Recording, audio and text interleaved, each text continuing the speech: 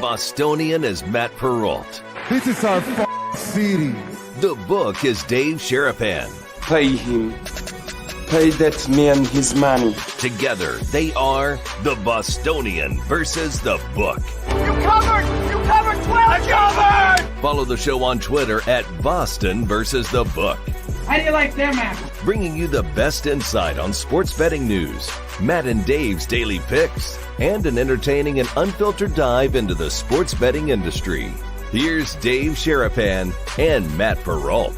And here we go.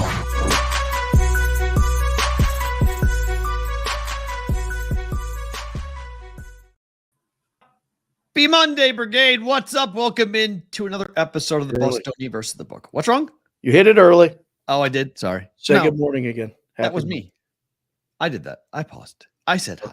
Good morning, everybody. Good afternoon. How are you? Welcome into the Monday episode of the Bostonian versus the book.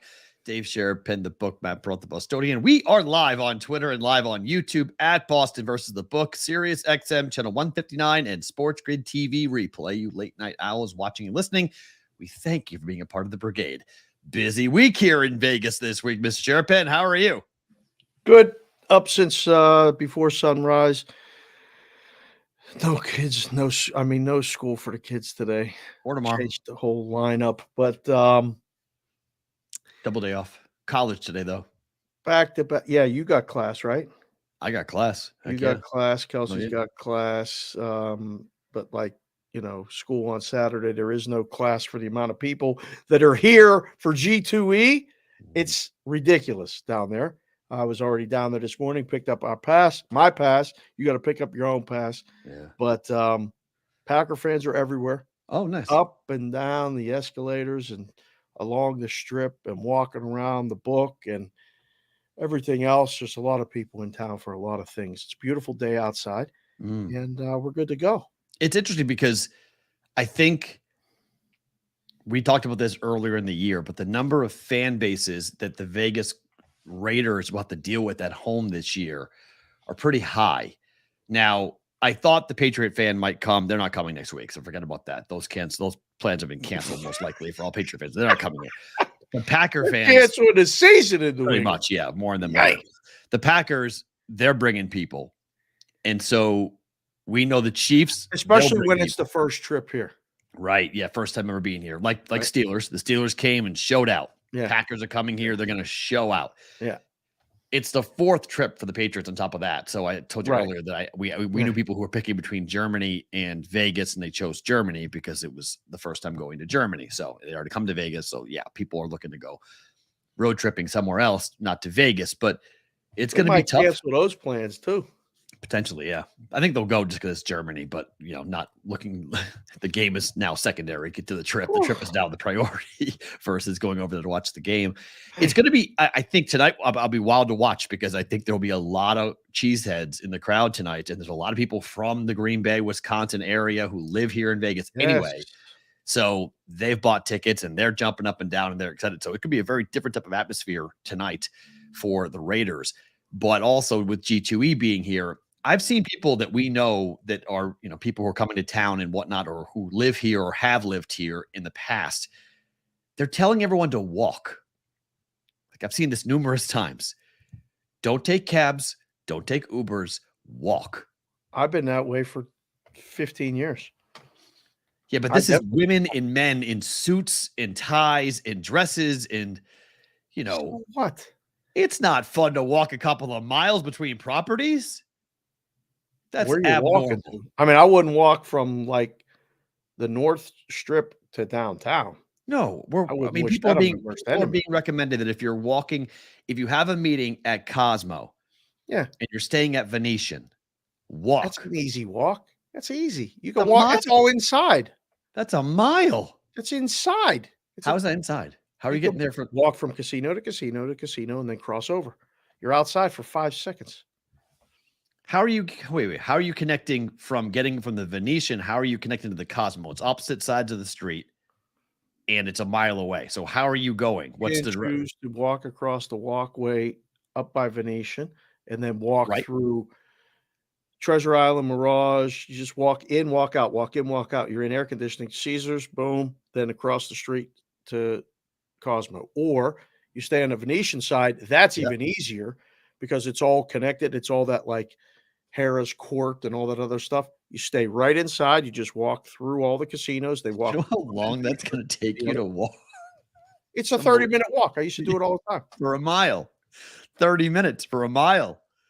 It's crazy. This is going to be, I can't wait to see the number of people pissed off about being here this week. It's going to be awesome. Everyone's going to totally understand our pain, and they're going to go, they weren't lying. They are absolutely telling the truth. It is an absolute disaster in that down there. Traffic on the strip is insane. Like I took an alternate route to park today and walked up. I already got 3 miles in. I wasn't prepared to get a workout in, but I was like, to hell with this, I'm walking. So I just walked to and from, walked around the convention hall. They're putting everything together for G2E. Saw 2 people, and then walked back to the car, listened to music on the way home. I got Kendall in the chat.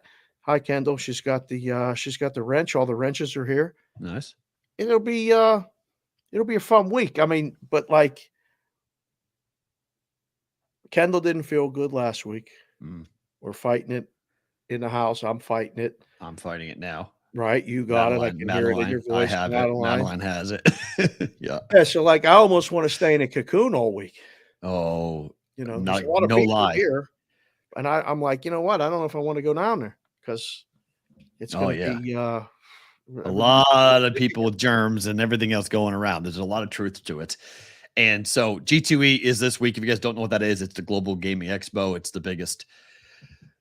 People spend millions of dollars on their displays. This is when all the big slot machines get rolled out, all the new casino games get rolled out, a lot of partnerships will be announced coming up this week. A lot of plans for things will be announced this week. So we'll cover it here on the show. Obviously, we've got things going on our own side of things on Wednesday and whatnot. I go see U2 on Wednesday. So it's going to be a big, big week for us. So let's get into the weekend because it was a hell of a weekend with a ton of things to break down and talk about. Red River lived up to its billing.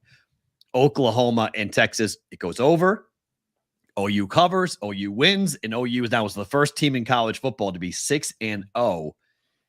Is the Big 12 going to be out of the playoffs if Texas beats Oklahoma in the Big 12 title game, which is most likely going to happen in my mind? No Big 12 team in? Correct. They're not getting in over another one-loss team. Right. I don't think. I mean, the way it shakes out, we said it on Saturday. If the rematch, we got to say if right now, but it's a formality that these two teams are going to play in a Big 12 championship, and the opposite result happens, they'll both be in good bowl games, but they won't be in the playoff. I don't think so. Do you? No, I don't at all. And I think if you start just looking at Notre Dame's loss to Louisville, we'll get to it in a second, but it helps out a lot. Okay, but we are basically right now, you can pencil in the Big Ten champion is in. They're in. So hold that spot. Whoever wins the Big Ten, they're in. Whoever wins the SEC, they're in.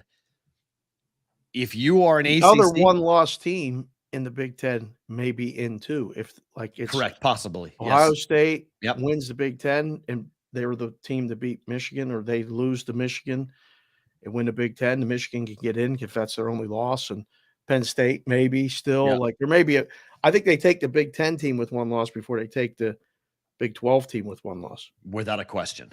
Not even a debate, in my opinion, not even a debate.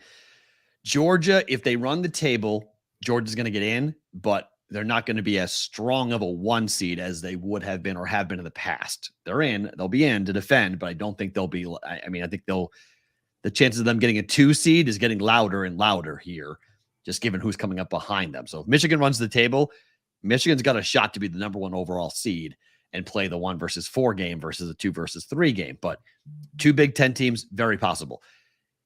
There's a good chance if there's an undefeated team out of the Pac-12, there's a pretty good chance that they're getting 1 team in.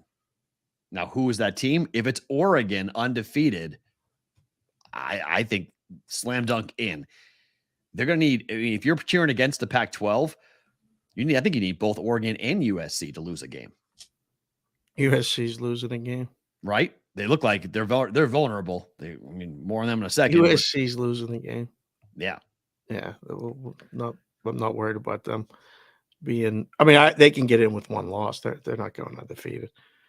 I mean, even if it's in the Pac-12 championship game, I'll be very surprised. And if they do get undefeated to the playoff and have to play a team with a good defense, fade. Be a complete call to Brinks trucks, come out of retirement, like one of those. We're going to have to make a play on this game because it's going to have to be significant. What was the takeaway for you from the Red River shootout, the Red River rivalry? Pardon me, because Texas still is Texas. Away? Yeah, Texas is still Texas. That Steve Sarkisian is still Steve Sarkisian. They still can't win the close big game. Like they still, when it comes down to it, they don't make the right decisions and they make big mistakes. They gifted Oklahoma at least 14 points in that game. I mean, just turnovers in the red zone, mistakes all over the field, poor decisions. Quinn Ewers just played himself out of the Heisman. So, I mean, Dylan Gabriel may have played himself into the Heisman with the way he performed. Boy, and he the way played he played great. Yeah, he was really good. Impressive.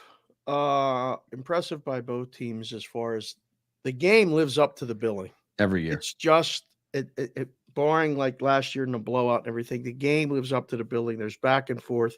The fan bases show out. How do you not take timeouts? I mean, if you're Sarkisian, how do you not take timeouts? I don't know what happened at the end. And he played for the field goal. Played for the field goal at the end. It was 2 minutes to go. You play for a field goal versus going for the win. So he's conservative there.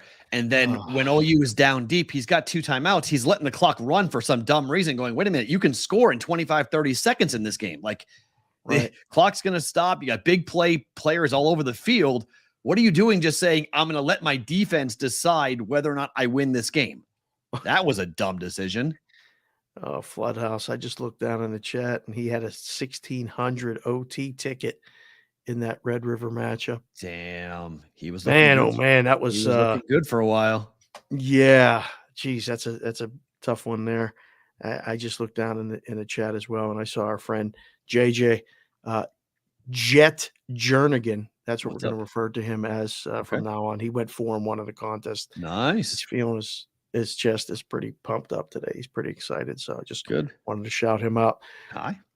I think college football, did it become more clear a little bit after this weekend? No. Did it become No. Still murky for you? In terms of what though? What's murky? Top, bottom, like teams. The list of teams on as far as the playoff is getting shorter to me. Well, it's yeah, longer. It's getting it's tightening up. I'm crossing, names off the list. I mean, I don't know. Both of these teams, unless Oklahoma runs the table and they can't keep them out. Yeah, I mean, Oklahoma's got the question, but I mean, we're going to find out with Florida State and North Carolina. We're going to find out about Ohio State and Michigan. We're going to find out Georgia against most likely Alabama now in the SEC championship game. Do we know where game day's going this week? I do not know where game day's going this week. Oregon, Washington. Tremendous game. That's where they're going? I don't know. Oh, it is. That's a phenomenal That's a 2.5 point spread up in Washington. Yeah, it's an eliminator. That's a playoff eliminator. That's a monster game. Yep. USC's at Notre Dame. Notre Dame's a 2.5 point favorite. What about Penn State, UMass? Shouldn't they go there? Definitely not going there. Come on. You see the number? 100? I mean, they were being polite when they said 42. 100 it went up. It should be 100. Yeah. It's 43. It's 100. How many points do you need to have to take UMass? 100. Look, that's what I need. I need 100. Then I might take it. 43. And the Braves put up a total of 57. Too low. Like Penn State might get 58 themselves. Like UMass is going to score. They're not going to score. It is a literal name your score game for Penn State. How many points does Penn State want to score? Speaking of just bad end of game decisions, who looks worse today? Jimbo Fisher or Mario Cristobal?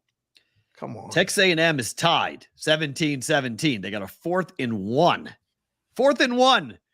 he decides to punt the ball back to Alabama. When asked after the game why exactly he punted the ball back, Jimbo Fisher said, quote, and I quote, this is awesome, this quote, "They just had momentum in the game. If it wasn't a full yard, inside a yard, we probably would have went. We didn't get it. I said, listen, we can pin them back. Our punter does a great job. Unfortunately, that's the one kick. He just kicked it a little bit long. They got it at the 20, but it was a tie game.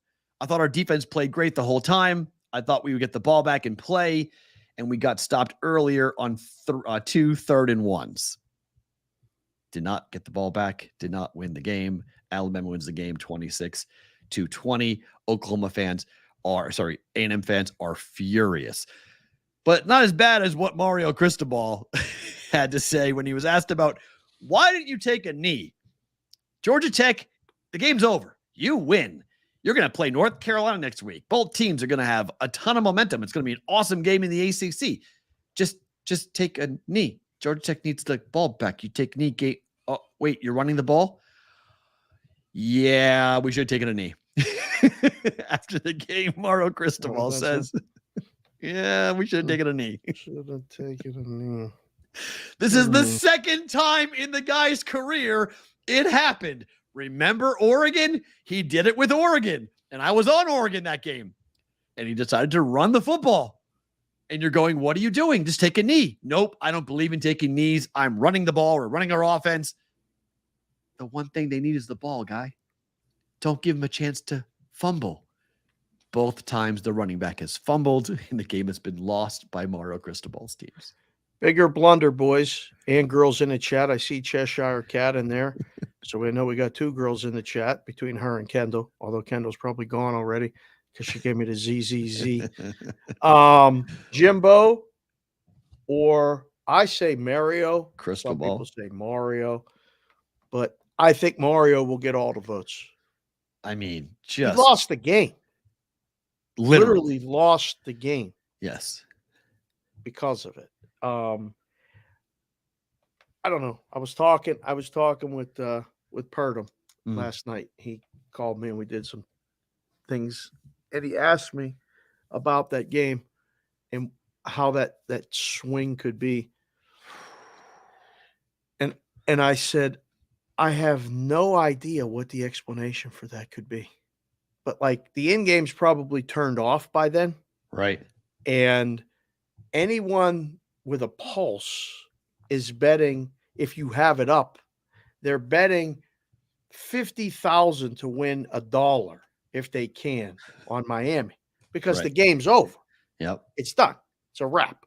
So they're just, it's like 5 minutes interest, whatever you can gain on the money. So the books mostly take it down and don't let them do it.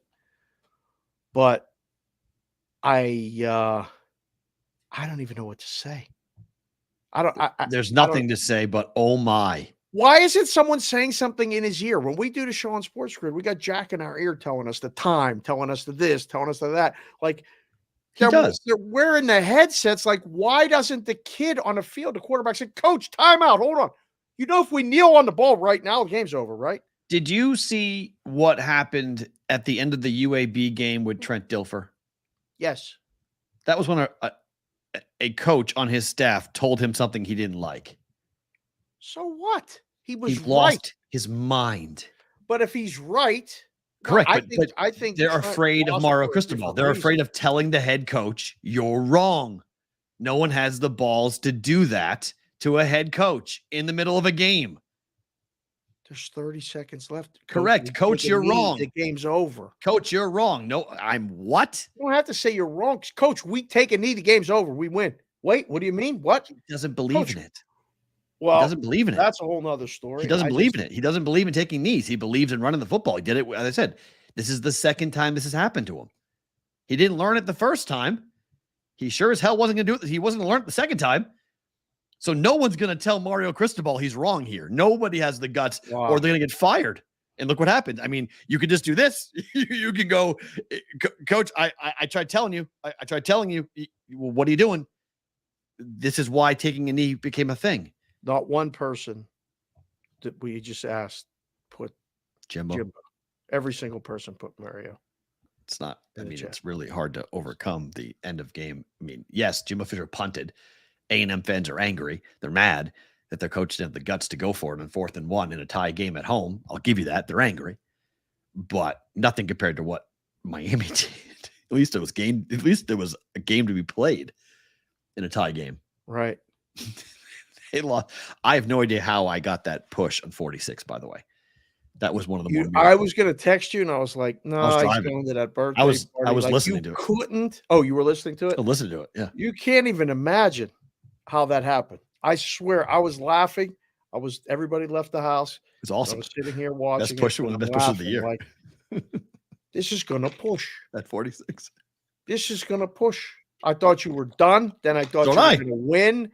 And then it fell on the number. And I'm like, this is going to sit right here. This is on. Last 4 minutes, 46 was 26-20. It just Can't sat even there. make it up. No. And then Alabama tried to run the clock out, and they had one snap to go, and they had to snap it to run the clock out. And they never gave the ball back.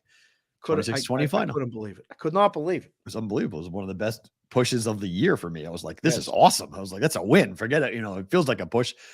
Sometimes pushes feel like losses. Sometimes they feel like wins. That felt like a win. Right. That was, I had written that off for sure. We mentioned USC. They're not a top 10 team, right? Like, they're not in the same category as some of these teams. Top 10 team until they lose. But their defense is horrible. Tackling seems optional. Triple overtime against Arizona is, what are you doing? Arizona should have won that game. Yeah. When you score late like that, you got to go for 2. Forget the overtime. We're playing to win the game right now. Listen, guys. Right. Timeout. Everybody on the sideline. You guys want one play? Give me 2 yards. We win this game. I don't want to play overtime. We got a lot to overcome. We got this far. Let's win the game. We need 2 yards. Win the game. I think every kid in the sideline says, "Let's go, coach. Let's go." Like, let's win or lose. I that's what I would do. You came that far. You fought. You beat up. All that other stuff. I don't want to have to do it in overtime again. Right. Because I can't stop them. I did a bunch of times. They stopped themselves a bunch of times. But I don't need to do. We're going to one play and we control it. We're going to win the game. That's what I would have done. But I don't know. I'm different. No, it makes total sense. Coaches are afraid of it because everyone's saying, look, I would have done it because USC clearly not clearly, but they may have been looking ahead of Notre Dame. So they got a huge game on the road at the Irish coming up, but the Irish just lost, and you knew the Irish lost. So that game has lost a lot of the punch that it had. So I would have gone for it. I mean, end it. Don't go to overtime. If you had a chance to end it. But, and then are we sleeping on the Cardinals here? The Irish year is over. They got run off the field in Louisville. They've got USC coming to town. Maybe they were looking ahead. They got beat. Irish have 2 losses. They're down to 21st ranked in the country now. This game is USC Notre Dame. That's where game day would have gone, I think. If the Irish had beaten Ohio State, this would have been a monster football game. But the Cardinals at 6-0. Yep. Any shot? They run the table. They get in. They're 8-point favorites at Pitt this week. Mm-hmm. Should win that game. Pitt's so bad. I was going to say Pitt might be live, but man, Pitt is terrible. Yeah, they are terrible. Probably one loss? Do you have the remaining schedule in front of you? They'll play at Pitt this weekend. Yep. Then a bye. Home versus Duke. Oh, they're losing that game. What? They're losing that game. Huh? But my point is, what if they win? Okay, then what? They play Vatek at home. They should win that game. Virginia at home. They should win that game. At Miami. I guess they could, but maybe. I would say they would lose that game. Okay. Home against Kentucky. Oh, wow. That's the last game of the season? Always is. Yep. Damn. Right? And it's What at if home. They run the table, they're in. AOWN. They run the table, they're in. Wow. So, I mean, they've got ranked teams. They've got good teams. I mean, like Notre Dame. So that's like the Cincinnati, like how Cincinnati got in. They run the table and they can't keep them out. Correct. That's a similar situation. You look at their schedule and you're like, man, if they're undefeated, it's hard to keep them out. Just like Cincinnati, it's hard to keep them out. Even though the Bearcats got in and got annihilated, it's hard to keep them out. Wow. Just given their record and given who they've defeated so far. I mean, they've already beaten a Big Ten team in Indiana. They've already beaten an ACC team in NC State. They just beat a top 10 team in Notre Dame. They would have beaten an SEC team. Notre Dame to run the table now. They need correct. Notre Dame beating USC would be a good thing for Louisville, 100%. And then them beating Clemson would be good too. Because Duke lost to Clemson. So, that was the problem there. Duke is down because they lost to Clemson. So, no, who Duke lose to? No, Duke lost to Notre Dame. Now Dame. they need Yes, that's right. If Louisville is going to beat Duke, and they need Notre Dame to keep winning. Yeah, so the Irish beating USC would definitely help Louisville. Yeah, and then the Irish beating Clemson in a few weeks would also help. 100%. So, yeah, because Duke. Geez, I don't know. I didn't even really consider them until this past week when we even mentioned them. And Tyler Wyatt, Tyler Wyatt Betts is reminding me that nonstop that he says that. Remember, cuz who told you about Louisville? Thanks, Tyler. I just want to remind you. Go in the Discord. What's the Discord again, Pete? BBBshow.com. They're fun. They're a fun team to watch. I mean, they got a coach who wants to be there, who's going to stay there, I think, and build a program, leaving Purdue and going home. And now there's a chance, I think, for this Louisville team to do some interesting things. I mean, I know it's a long shot here, but I don't think it's totally crazy. According to ESPN's college football playoff predictor. What are they? Conference USA? What is this? American, right? I have what conference is Louisville in? 3%. There's a 3% chance for Louisville to make it. ACC championship? They're in the ACC? Oh, that's right. Yeah, ACC. Yeah, I forgot. They ain't beating Florida State. Well, I ain't got to worry about Louisville. They ain't winning an if they got to play ACC championship game against Louisville or against Florida State or North Carolina or something. It was fun. Enjoy the ride. They're not beating. You're that quick to dismiss. I don't know. I mean, that's what they said. They're in the ACC. They are, but you're that quick to dismiss them. Remember, we're not playing divisions anymore, so they get rid of that. So it's top 2 teams go to the ACC. So right now it's Louisville at 3-0, Florida State at 3-0, North Carolina at 2-0, Duke is 1-0. I'm not even sure they beat Duke. Well, that's the question, right? It's at home, so that's going to be a huge question. But it's no Leonard. But Leonard's not going to be playing. He's not going to be healthy. It's hard to like Duke. They had Leonard, then I would agree. But without their quarterback, I think it's tough for Duke. Carolina is going to be. I mean, this weekend we're going to learn a lot about Carolina because if they beat Miami, Miami goes to 0-2. And North Carolina could very well, it could be, I cannot wait to see over the next couple of weeks what we get out of Carolina because they don't play Florida State in the regular season, but they do play Duke and they do play at Clemson. So they should be undefeated when they play Duke at home on the 11th of November. And there's a chance that Leonard's back for that game. Then they play at Clemson on the 18th of November. And that's the biggest game of the year. But if they're undefeated, Drake May's got a chance. I mean, they got that guy. Remember, this is still a TV show. An undefeated North Carolina team is in the playoffs. Right. Which is, Heisman Trophy, top 2 quarterback pick. Drake May is going to bring a lot of eyeballs. Yeah. They'll get killed by whoever they play. They'll get killed. But Drake May will bring a lot of eyeballs. This is going to be a good month. We're going to, this is just a fun month.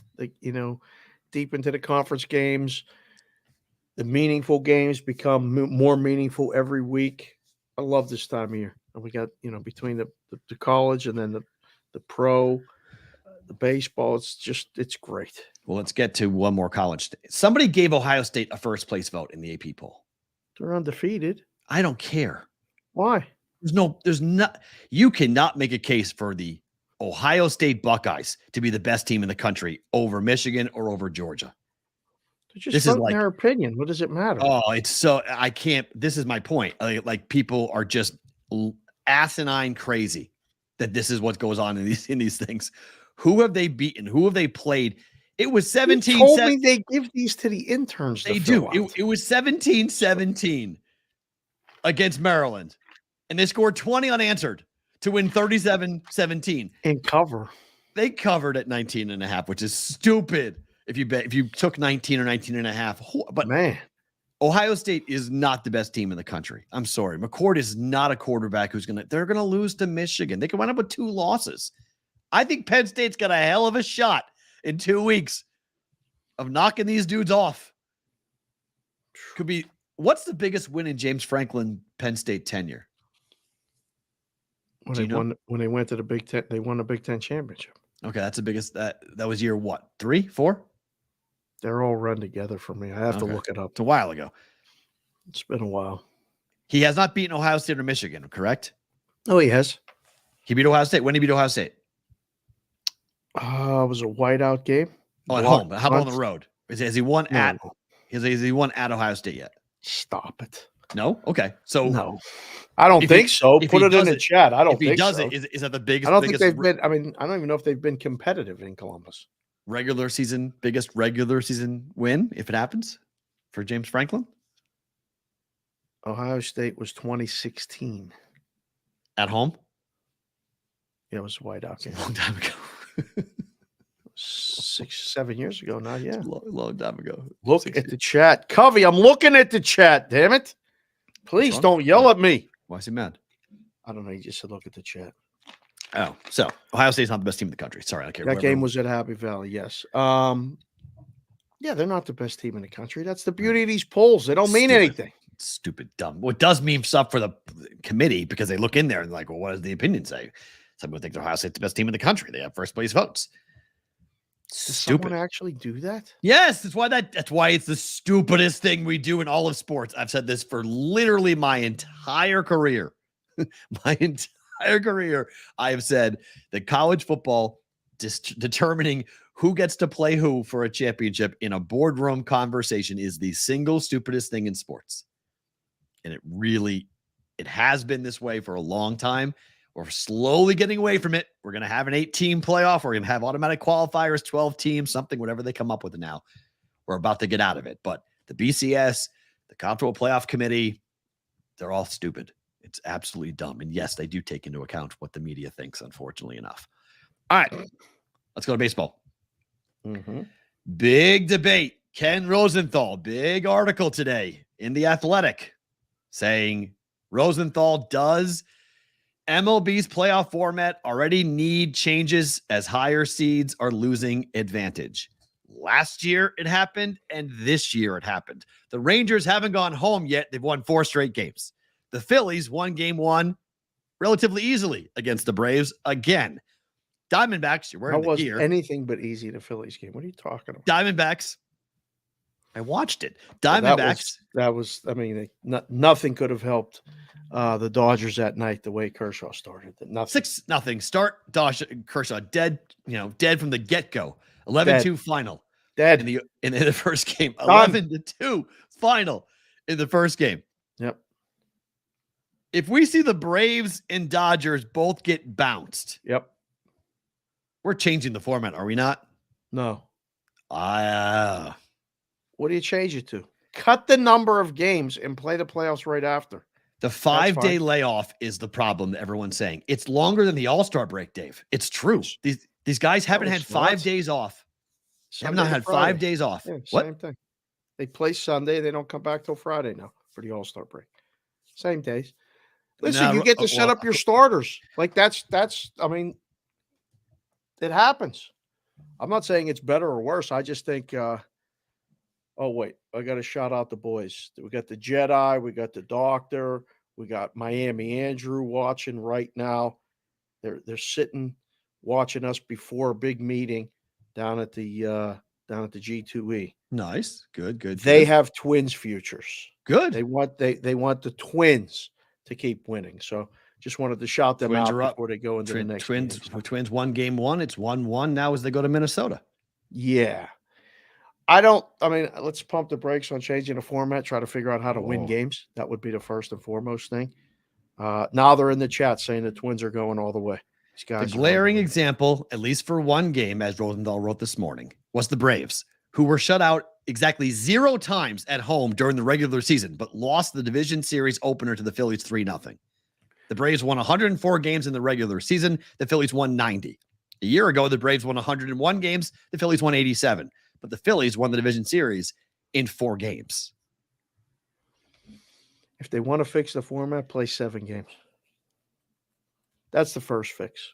Okay. Because you can overcome, one, a masterful pitching performance by the Phillies bullpen. I mean, they went to Suarez, and he had to take him out 3 1/3 innings. Mm-hmm. That's on the Braves. There was just some days where you just, where you hit them where they are. Or, I mean, there were just 2 magical defensive plays. The double play from Turner to Stott to Harper in the 8th with a guy on was stuff of lore. Like, if they make a run, they're going to remember that play. Mm-hmm. It was just perfect. Turner dove, the perfect flip. Bryson caught the ball and turned, like the transfer was sick and it was bang, bang at first. I watched it like 30 times. I said, they stole the game. They stole the game. So here's one idea. As written today, another possibility would be to borrow a concept from the Koreans' KBO and give the bye team an immediate 1-0 advantage in the series. The bye team would then need to win only 2 games, while the lower seed must win 3. What is that? A potential loss of revenue for the league, though. The KBO, though, uses that system only as postseason entry point at a best-of-3 wildcard round. The higher seeds required to win 1 game, the lower seeds required to win 2. What kind of shit is that? Sorry, Will. They do that for real? Yeah. And who they do it as a play-in series to see who gets into the bracket. Let's play the games. I want to play the games. Please. Like, seriously. They used to do 162 games. You got 1 division and 1 division. You used to play 5 games to get eliminated. Mm-hmm. Best of 5. And then you went to the World Series. Was that fair? No. So they expanded. And now they have multiple divisions. And they had it where the wild card, the number 1 team had to play right away. Was that fair? No. How much more we got to stack it in favor of one? You get a bye. You get to sit and get healthy. You get to sit. But it's not like football, though. But the pushback to that is baseball. It does matter, obviously. Whoa. Through 2 years. They're not losing because of the bye. 2 years. In 2 years, we have now seen this. There's enough evidence over 2 seasons where sitting for 5 days cools off the lineups and they don't look the same. The teams don't look the same. They're versus a team that's playing and going through wars in a playoff series versus the team that's sitting and getting their pitchers right. Yeah. But it doesn't really matter because the lineups are ice cold. Their bats are ice. They don't see live playoff pitching. Yeah, guess what? Go play simulated games. That's not the same. Come on. What are you talking about? All you got to do is see pitchers. I could go get kids that throw 98 and come and pitch. The Braves pitch against the Braves lineup for 3 days. They didn't go to on vacation. They were all doing simulated games. They all were practicing. It's not the same thing. Yes, it's not the same thing. We know the Dodgers did it. 100% the same thing. You can train your eyes. If you take off 3 days and just do BP and front toss and whatever, okay, that's on you. Right. They had free pitch and simulated games. They had guys in there. It's baseball. Anything can happen. That's why I keep telling people about some of these odds. Like, they got the odds on teams at the bottom. Teams at the bottom at this point, all they're going to do is win 2 games to advance the first round. Then all they're going to do is win 3 to win the second round. Right. So, at any point during the season, that can happen. Why can't it happen in September or October? It can. The answer may be when baseball adds 2 teams. When they get to 30, when they get to 32. More teams we got to add in this league? They've already announced that. They're adding 2 more. Oh, my God. There's 2 expansion teams coming, just a matter of when. They haven't said exactly when yet. They're going to move the A's first to Vegas, and then they're going to expand. Most likely Nashville is a very high possibility of getting a team. And then the other market is, I forget what they said. Nashville is one, though. The Nashville market is going to get a team expansion-wise. And they may go back to Canada. They may put another team in Canada potentially as well. But when it goes to 32 teams, they will expand the postseason to 16. Why? The format would then resemble the one league the league adopted for the 2020 season, which is 8 best-of-3 wildcard series. The danger, of course, would be devaluing the regular season. Imagine the outcry if a 16 seed would knock out a 1 seed. So they're going to go to punishing the number 1 seed again and not getting a bye when they expand teams. Correct. You just play. You just that's. I don't think a bye. That's not fucking fair at all. I don't think buys. I don't like buys. I don't think the buy through 2 years. I don't think the buy matters. I think the buy is a detriment. I'd rather play. Let's just get them. Forget getting your pitchers right. Forget all that. Work on that at the end of the year. Set your lineup right, because most likely the 1 seed is going to have it clinched for a month and a half, basically. So you're going to the playoffs. The last week, get your pitchers right. Don't have them be starting. Go deep in games, throw 100 pitches. Want to have out there for 2 or 3 innings, fine, and then play right away. The buy. I'm getting rid of the buy. Jason Tesh just came in the chat and said the Astros won the World Series last year, swept the first 2 rounds with the same rest. Yep. I don't like the buy. I think the buy, looking at the Orioles, looking at the Braves, looking at the Rays, looking at these teams who, and I guess the Rays isn't a bye week because they were at home, but more the Braves last year, the Braves this year, the Orioles this year, they just aren't the same. Like, they just don't have the same. They're a half a second off where they want to be. So I would eliminate the bye weeks. I think everybody should play, but it's not going to change until expansion. So we got this probably for 3 or 4 more years. We're going to have this, and people are going to yell and scream and kick and be angry about it. But I still think we're winding up with next Braves. year when a 1 seed wins it. That argument will go out the window. No, because I think we're getting Astros Braves. I still think that's what the World Series is going to be. Is Astros Braves. I think the Twins are going to be a problem and kind of be a thorn in the side, but I don't think the Braves. I'm sorry, the Twins are winning this in 5 or 4. So that 6 minutes we just discussed, we can never get back, because the 1s and the 2s are going to make it, in my opinion. But it's still a detriment. It's still a problem. You look at the game 1s, and it's not the same. It's like sports. It's just when you're playing, I'd rather play than not play. The Braves did it last year. It happened to the Braves again. That it's just not the same when you take on a team that's playing playoff baseball and you haven't played for 5 days. It's a long time to be off. It's too long. So I don't think and then one way of solving it for TV, it's difficult to do it, I know, but like, if you have a 2-game sweep, you play. You don't wait those extra days. You don't wait Thursday and Friday without baseball. You play Friday. Like, you just play. If you get a 2-game sweep, boom, we're moving it up. Sorry, everybody. Rearrange your schedule. Sell your tickets if you have to. But the game could start Saturday. But if it's a sweep, we're starting Friday to cut down the time. Right. Pisses off TV. Pisses off people. I get all that. It's a TV show. I understand it. But that's one way I would look to eliminate it. To say, okay, we're not going to have these guys sit around for 5 days. I'm going to ask the chat right now. And you guys, thanks for being here again. Hit the like button, hit the subscribe button. After what we've seen for the weekend, and we got 2 games tonight coming up, what's your World Series? Somebody, Raymaker just came in and said Stroh's Phillies World Series. Stroh's Phillies round 2 World Series. Talati said that. Hey, Talati, good to see you in the chat again, sir. Thank you. I wonder, boy, the Phillies are getting advanced to the World Series pretty quick, huh? I don't know. Better win tonight. More in those games here later on. All right. To the football. Niners destroy the Cowboys 42-10. Dak throws 3 interceptions. People are throwing jerseys away, burning jerseys, saying the Cowboys are dead. They're 3-2 on the year. They suck. Kick out Dak Prescott. Fire Mike McCarthy. And no one really wants to say that the Niners just are better than everybody else in the league. Wow. They are better than everybody else in the league.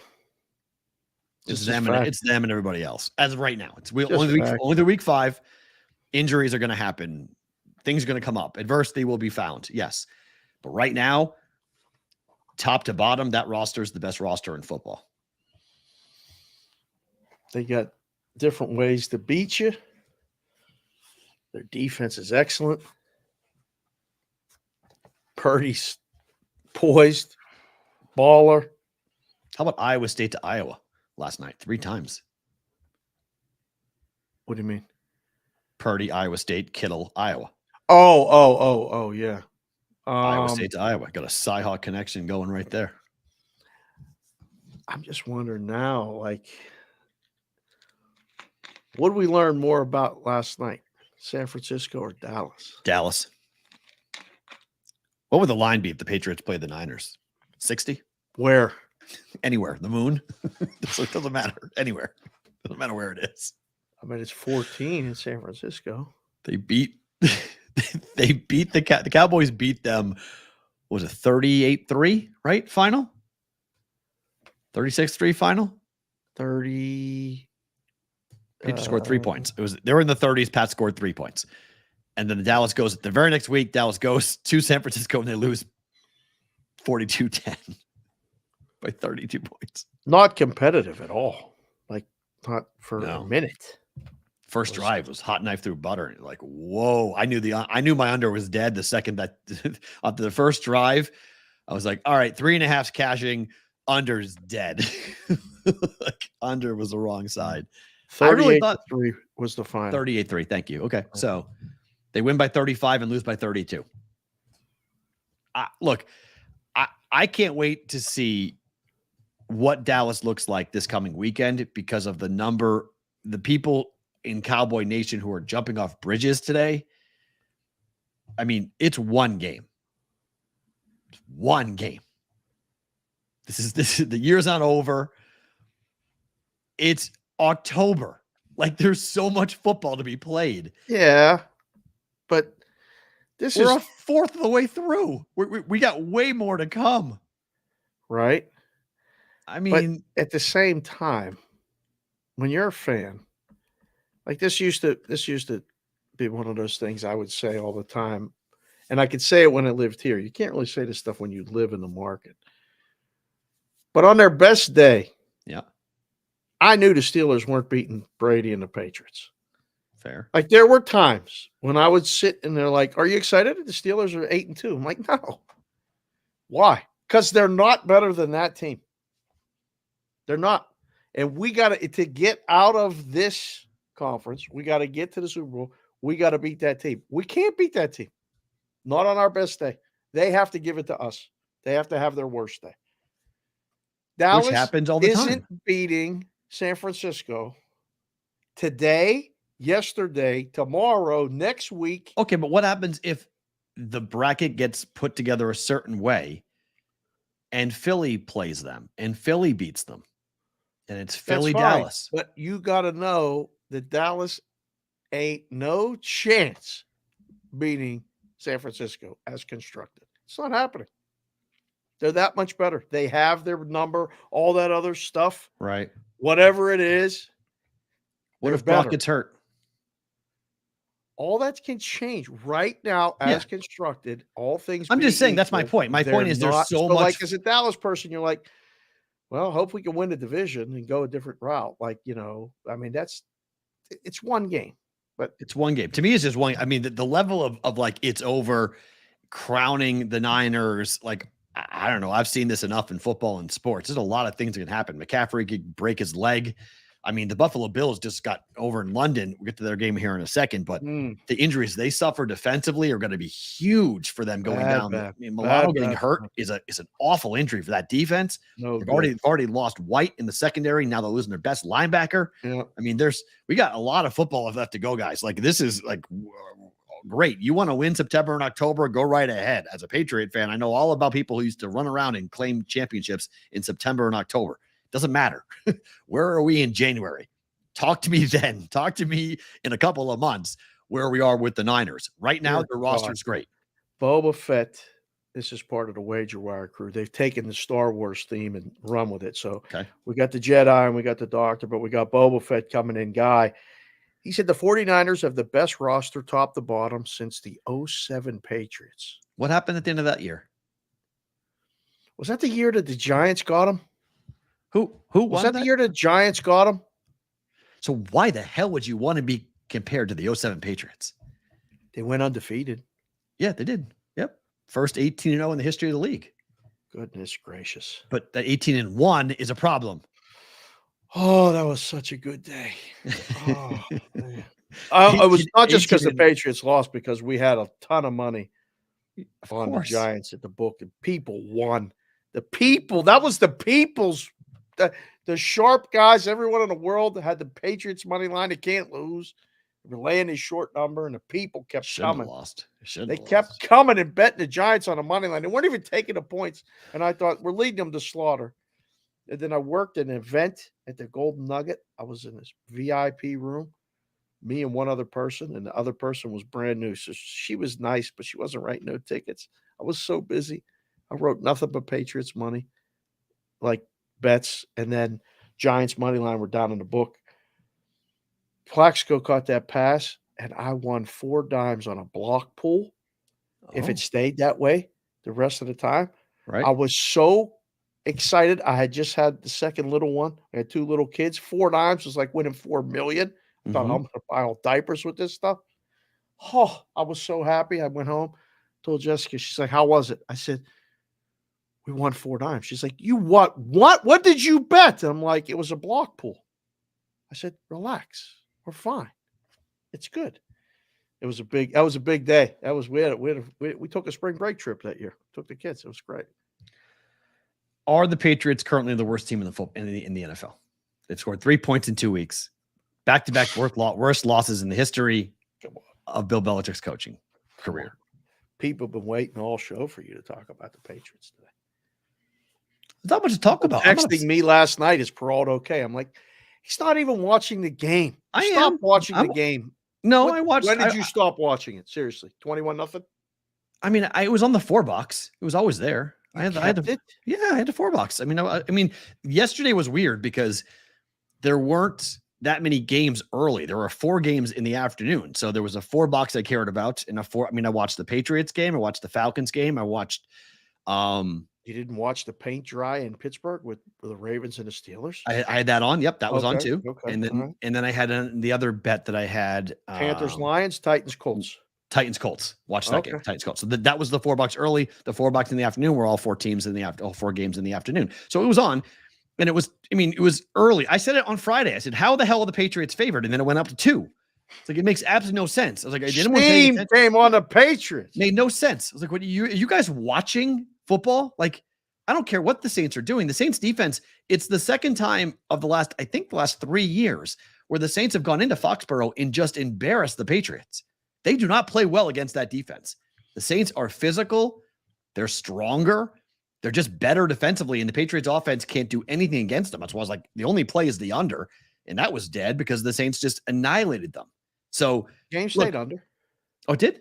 Yeah. Oh, I thought it went over. 40.5. Oh my. Okay. So 34-0. One team scores 34. And that's right. Yeah. Okay. That's I thought it beat right. if you had over, but it's bad beat. It wins. But the Patriots are at a crossroads, and I said it.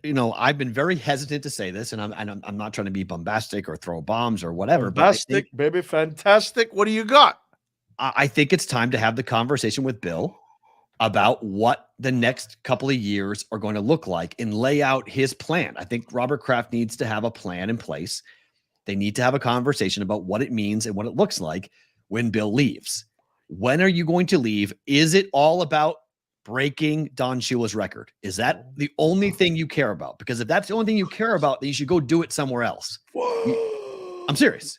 What? If that's the only thing, if he's only coaching in the NFL to break that record, and I'll give Colin Cowherd credit for this because he pointed this out, when the Eagles went to Andy Reid and said, we're taking away your GM hat.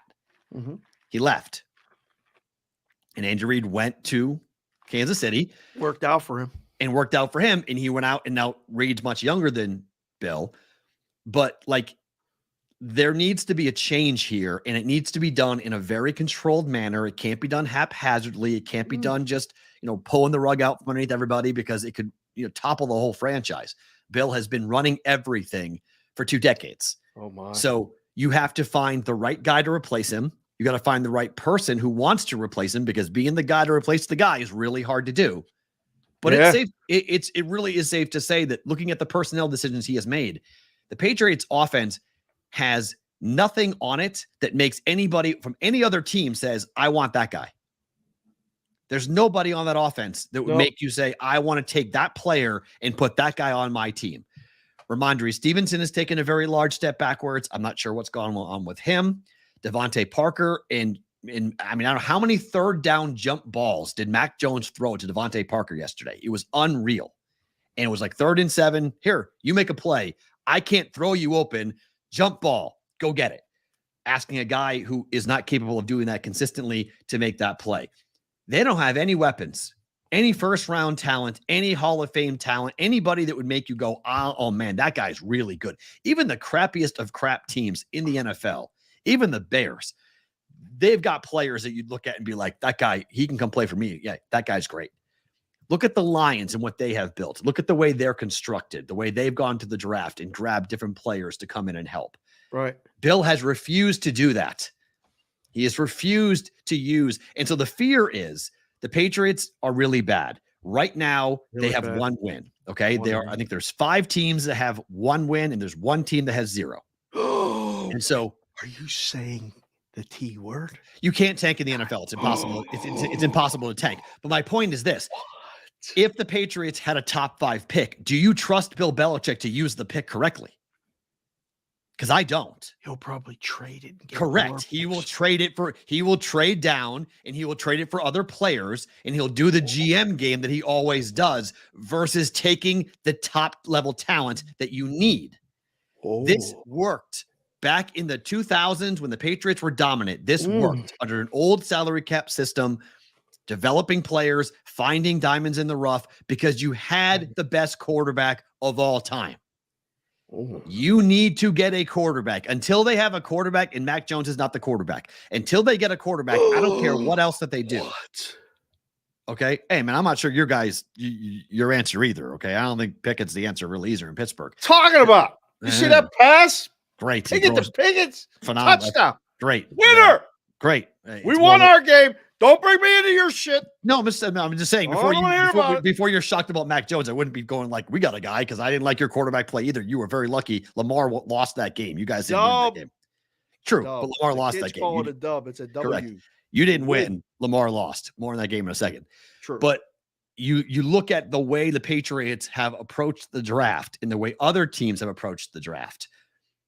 You need to have a first-round pick quarterback today. Okay, you might go, wait, Brock Purdy, right? Brock Purdy's the quarterback of the bet. I get you that.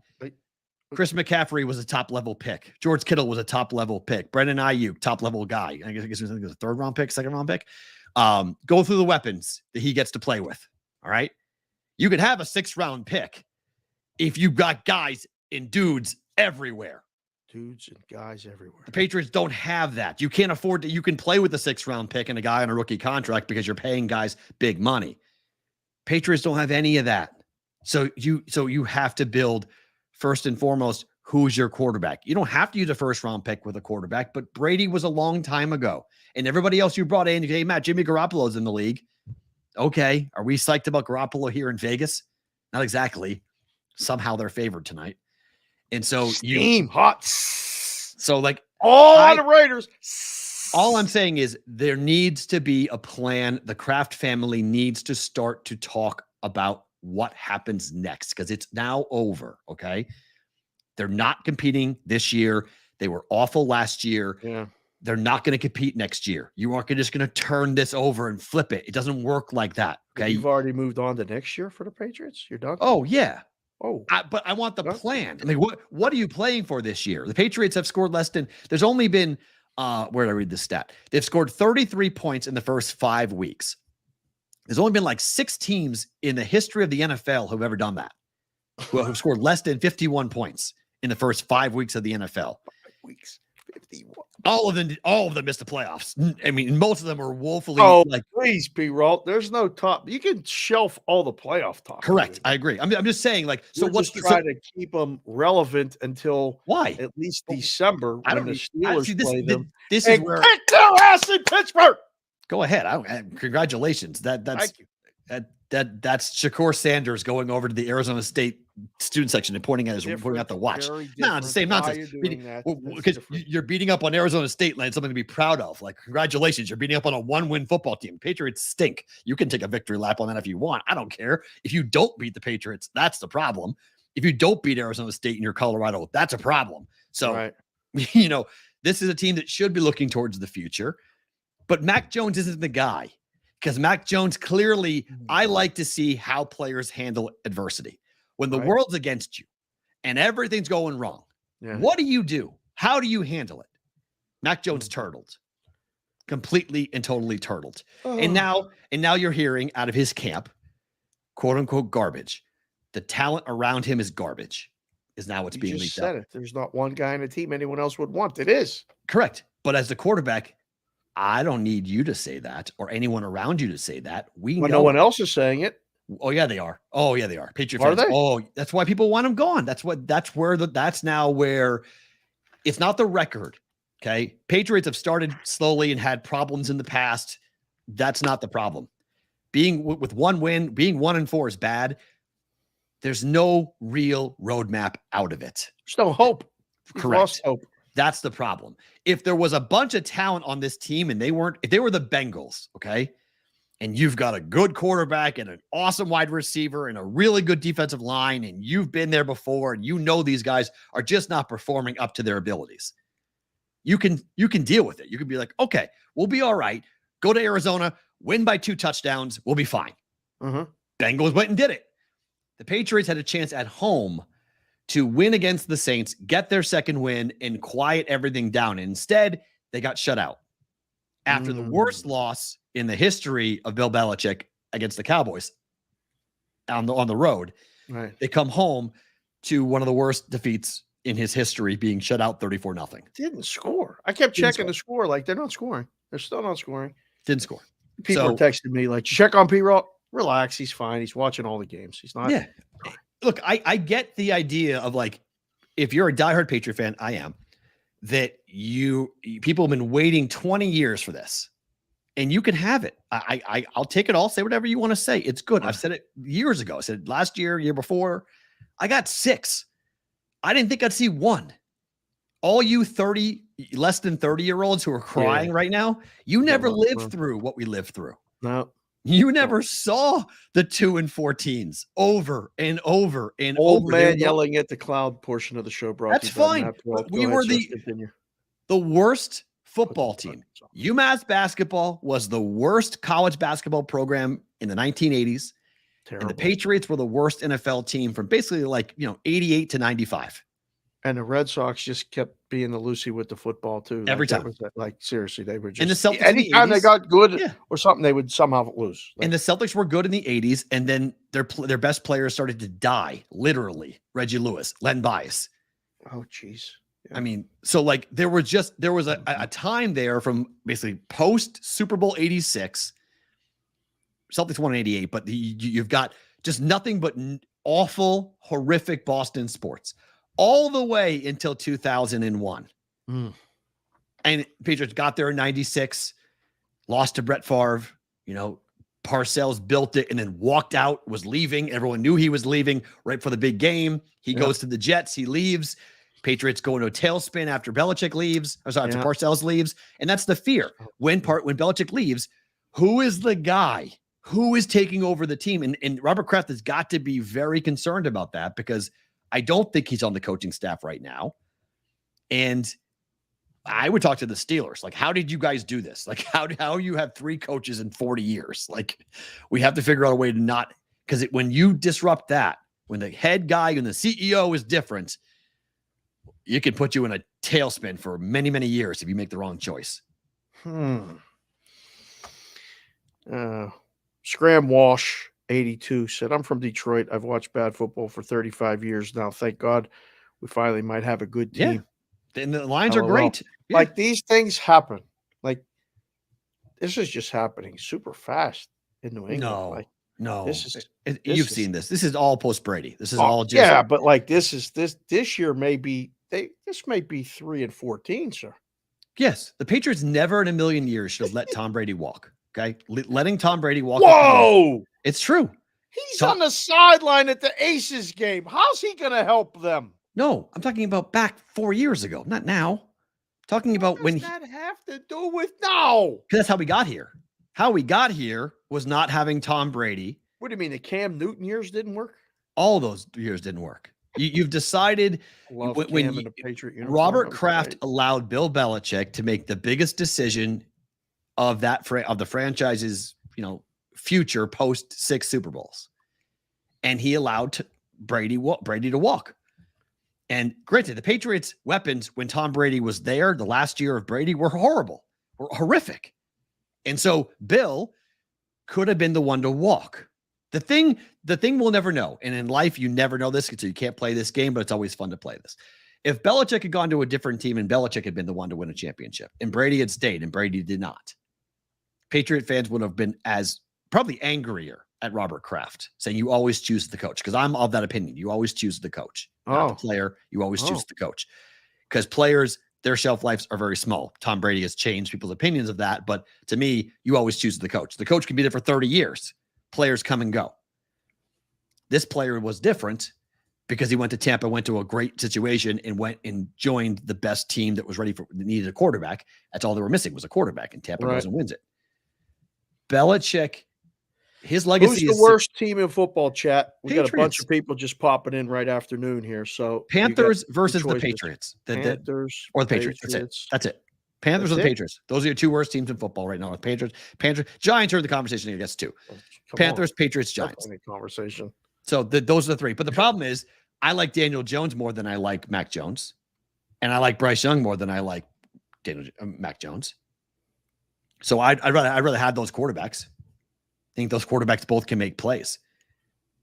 The Panthers' weapons arguably are better than the Patriots' weapons. Are they? I like Adam Thielen. I mean, give me Adam Thielen for sure. I like Adam Thielen a lot. Patriots don't have a receiver anywhere near like that. It's horrific. Panthers, Giants, Broncos in a discussion. Worst team? No. I mean, what are you talking about? No. Why did you dismiss it so fast? They're a mess.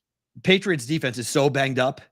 They lost Matthew Judon. They lost Christian Gonzalez. They just don't have defensive players right now. They're so hurt. If they had Judon and Gonzalez, I would say, yes, I would agree. But the Patriots are built to be a defensive team where their offense doesn't hurt them. The defense can't stop anybody. The Saints couldn't score on anyone but the Patriots. They scored 34 points. Both sides of the ball, the Patriots are bad. Really, really bad. Both sides of the ball. The Colts won, but Anthony Richardson could be out up to 6 weeks. He's seeking a second opinion here. Are you cool with Minshew? Because I'm 100% cool with Gardner Minshew as the quarterback of the Colts. It's not the worst thing in the world, right? You got best a guy who quarterback in the league, perform the job. And do different things. He can do different things, better things than Richardson. We don't want the game plan that you're running for Anthony Richardson for Gardner Minshew. And that was always the knock on him, right? When people said you took him 5th overall, it was like, does he get hurt? He runs in the NFL. Running quarterbacks get hit, and he gets hit all the time. And then he finally got hit. His throwing shoulder gets dislocated, gets popped out. Grade 3 sprain of the AC joint. Not good. Not good at all. But again, things are encouraging in Indianapolis, right? What are they, 3-2? Yeah. And they got Taylor back. So and Moss and Taylor's thunder and lightning, man. Those 2 guys are looking great together. Yeah, Colts fans, we got a lot of them. Indiana people. I almost called it. I said Colts and Texans money line both win. Both were dogs. Both were going to win. Texans almost won. They lost by 2. Yeah. Oh, Marcelo Anda has a good point. And I always used to say this in the room about backup quarterbacks. He's good to come into a game and get a win. You don't want him to be your starter every week. He's got 2 wins this year, though. That's a good point. He's played twice. He's won twice. Well, Colts fans are happy with it. They should be. Got to be happy with it. So defensive line looks good. Who do they got this week? Oh, they go to Jacksonville. They're going to lose that game. Probably. They couldn't beat Jacksonville when they had wins and all that other the stuff. return of Gardner Minshew. How about that? Oh, the Minshew. Going back to Jacksonville game. Maybe not. Ooh, we'll have something to talk about all week. Steelers beat the Ravens. They're both 3-2 now. Although the tie break goes there. We talked about it in the preseason, though. Steelers were going to win in Pittsburgh, and Baltimore's going to win in Baltimore. But I think if I'm a Ravens fan, I'm very concerned about what's going on in Baltimore at the moment. I know the injuries are significant. Lamar lost that game. That was a horrible game for Lamar Jackson. What about all the drop passes? By whom? By the Steelers? The Ravens dropped 10. Steelers dropped how many too, though? Steelers dropped a ton as well. Both teams dropped a ton. But yes, in the end zone, that drop, Mark Andrews, the ball goes through his hands. That was bad. Yes, it was a poor performance all the way around. Defensively, offensively, game should have been won by the Ravens, though. That pick in the end zone was brutal. Horrible throw by Joey Porter Jr. Nah, it was a great catch by Joey Porter Jr., yes, but it was a horrible throw by Lamar. It was 10-3. Just a brutal game to watch. I mean, it should have been like 20-0. I don't know what it should have been, but I know what it was, and it was. I mean, it was 10-0 and then 10-3. They get a punt block. The guy can't recover it in the end zone, so it's 10-5.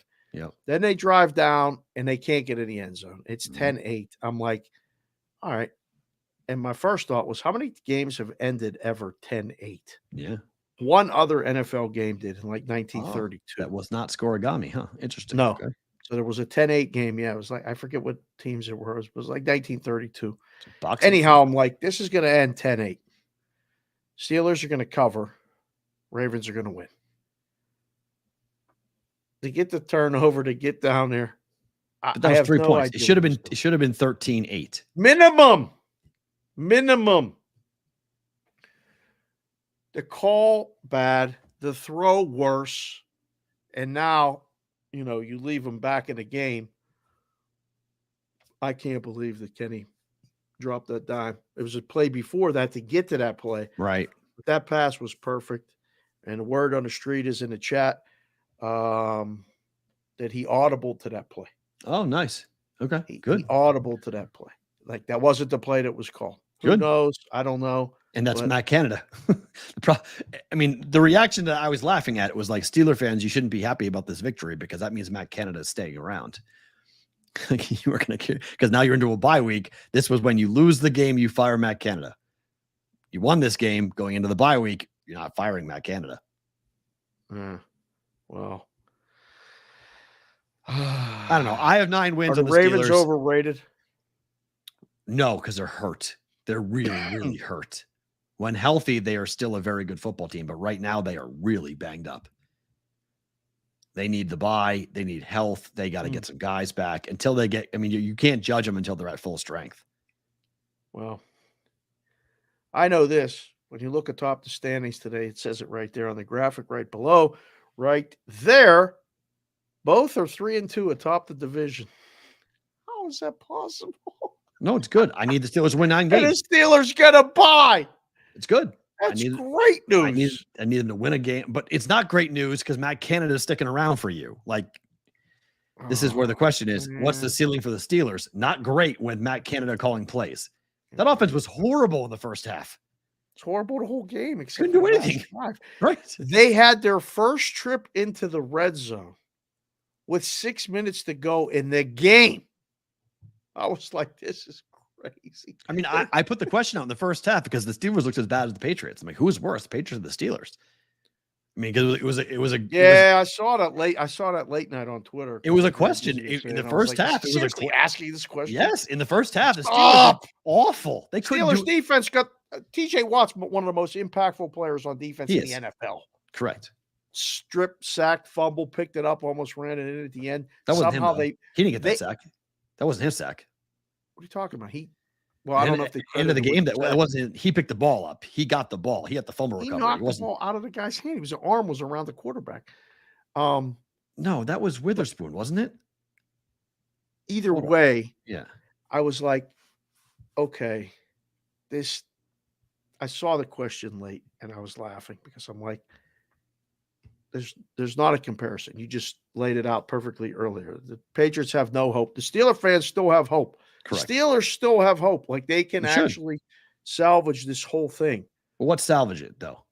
What do you mean? They could go 9-8. They could go 10-7 and make the playoffs at this rate. Right. Okay. So that's the ceiling. Okay, I'm good with that. Yeah, 100%.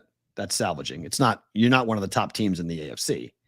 It's not even close. Right. So that's why I was asking. What is salvaging? They're not beating Kansas City. Right. What is salvaging it? Miami. Miami would run up and down the field. Oh gosh, that would be ugly. We may see it. Speaking of ugly, Jaguars beat the Bills. Props to America's team. We got to give him props. He was wants unavailable for the victory lap today, but I told him we don't do victory laps. We don't do victory laps. But here's right. The question. Yeah. So this got a lot of love, a lot of run. Lindsay does a great job covering the NFL. Not trying to say this is the reason the Bills lost, but this kind of game shows why there cannot be a permanent team in London. The traveling team automatically is at a disadvantage. Oh my God. Did the Bills lose because of travel? No. I agree. They lost because they got hurt. Well, Milano's injury was significant, but they still had their offense, though. Diggs was still there, and so was Allen. Jags get paid, too. They do. Jags are now 6-5 all-time in London.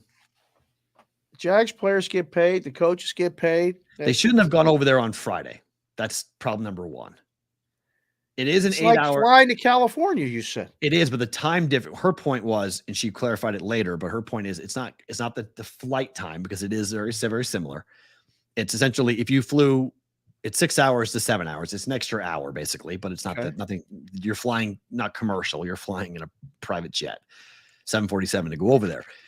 But it is 5 hours difference versus 3 hours. LA is a 3-hour time difference. London's a 5-hour time difference. So her point was the body clocks are all messed up. And it probably, you make a case of it because they got over there on Friday. So I think if teams are going to go over there tomorrow, like go Tuesday, get acclimated, go like when teams used to go to Hawaii to play games, they'd go over there as early as possible to get acclimated to the time change, because it is a significant time change. 5 hours is a long time. I'll give her credit on that your body clock's all messed up when it's a 5-hour time difference. That is significant. We've done it ourselves with the kids since we've moved west. When you fly east, you're messed up for 2 days. Yep. Minimum 2 days till you get normal. Right. Like flying west is easier if for short-term trips. Yep. You gain time and your sleep is a little bit off, but I think it's easier to adapt. That flying east, there's something to that with the time change. Yeah. So Buffalo's time 5 hours spent on a plane. I agree. I mean, like you said, they're flying on nice planes. I'm not buying that at all, but I am buying the time difference but I am also thinking the Bills made a mistake by going over there on Friday. That was a mistake. That should have been that, they tried. Some people think they spend less time. You stay on your own body clock. You stay on your own East Coast time. So you go over there early. You just have sleep 2 times and you play. I think that was a mistake. They looked tired in the fourth quarter. They didn't look good. Jags made some really big plays, and it's a big win for Jacksonville because they are right back on track now with this win over the Bills. So I don't know if this is official, but with hockey starting, we're going to see a lot more of Chris Otto at PSU Auto. You guys should follow him. He's in the chat. He said it's a day for every hour of time difference going west to east. 5 days. Never heard that. Nor have I, but that's okay. I don't mind that. So go over there Tuesday, like I said. Go over there on Tuesday. Be good to go on Sunday. Let's get organized. Yeah, I like that. Tip of the cap because the Bengals went from Central Time, Ohio Central Time, right? Yeah, Central Time. They're Eastern. Yes. I know Michigan's Eastern. Ohio's East Coast time too. Okay, so yes, 3 hour difference. Doug lives in Columbus. Yes, it's okay. So then they flew further. Half of Indiana or something is the corner, and then it starts in Illinois. Oh, right. Oh, because I think Gary, Indiana is still East Coast time. Somewhere in Indiana, I don't think changes the time period. Oh, that's because they're smart. Yeah. You don't like changing the time? I don't like daylight savings time. No, it drives me nuts. I'm not a fan of it personally. It's hard when you're the only ones, like Arizona. We didn't change the clock, and where time's it there? Yeah, it's horrible. Yeah, are you in Pacific time? Well, this half of the year we are. Then we're on Mountain time. It's dumb. Chase goes for 15 catches, nearly 200 yards. I mean, the Cardinals couldn't guard the guy. I mean, that was unbelievable to watch that. I mean, we saw him last week. We heard he's always open. He's always fucking open. And he was. He proved his point. Himself. Yep. And look, I think the comments that were said publicly were accurate by Joe Burrow. He's healthy. And now they have the bye week. So he'll really be healthy now. When they come out of this bye week, I think the Bengals are right back on track. Rough start to the year, long year. Get treatment now. Won't play for 2 weeks. Things are looking up with the Bengals. I just looked down and it looks like I guess we're going to have some super chats. If you guys like the show, hit the button on the right, super chat, and leave a comment. We'll get to them at the end. But I just saw Crunchy Beaver, who is now known as Disgusted Beaver. He's very upset. There's 3 to 5 teams at the top and 3 to 5 teams at the bottom. The rest are just in the colon waiting to be shit out like turds, just like the Cowgirls. This is actually a very good explanation for the NFL right now. There's really 3 good teams. There's really maybe 4 really bad teams. Yeah, and week to week, everything in the middle. So early. So many injuries to happen. There's so many games. It changes all the time. Come talk to me. Ready to bury the Bengals last week. They go and light up Arizona. Joe B looked okay. I mean, Chase looked great. Did he ever? Okay. They're still not even in first place in their division. Yeah. Let's do one more game and then get to the Raiders game tonight. Eagles win. Are the Rams a team to watch with Cooper Kupp? Because that offense looked awesome at times against the Eagles. Now, Eagle fan is telling me that this is the secondary's fault. It's not the Rams offense. It's how bad the Eagles secondary is. I'm not so sure of that because Puka and Cooper together. It's good. Okay. Matthew Stafford's got his binky back. And when it's go time and you need a 3rd down and 7 conversion, that slant route to Cooper Kupp is nearly unguardable. Did the Rams win? No, they did not. Did the Rams cover? No, they did not.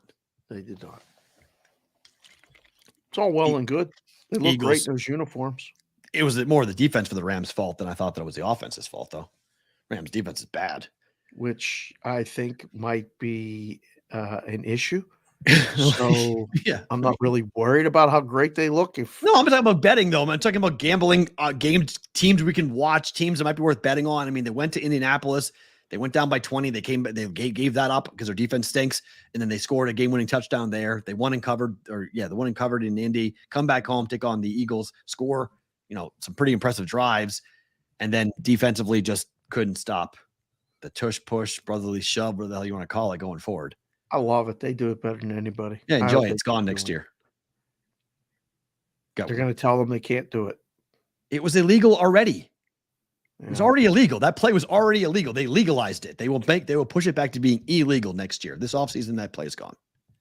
Okay. And it's not the Eagles' fault. I mean, only Eagle fans care about it. Eagle fan, you said this publicly. I said on Twitter, yes, Eagle fan is so sensitive to this. It's hysterical. You would think that's the only play that they have to score because they take it very personally that this play is their play. And so they are very much like, you're going to take it away. Like you're going to take away the buys because the Phillies are going to beat the Braves. They're very sensitive about that. You're going to take away the brotherly shove because the Eagles do it better than anybody else. No, it's an ugly football play. That's why they're going to take it away. Always against the people of Philadelphia. Philadelphia things they're always against. Of course, because that's their MO. Figured out the push and now they're taking that away. Yeah, it was already illegal once before. It's rugby. It's not football. And it's ugly.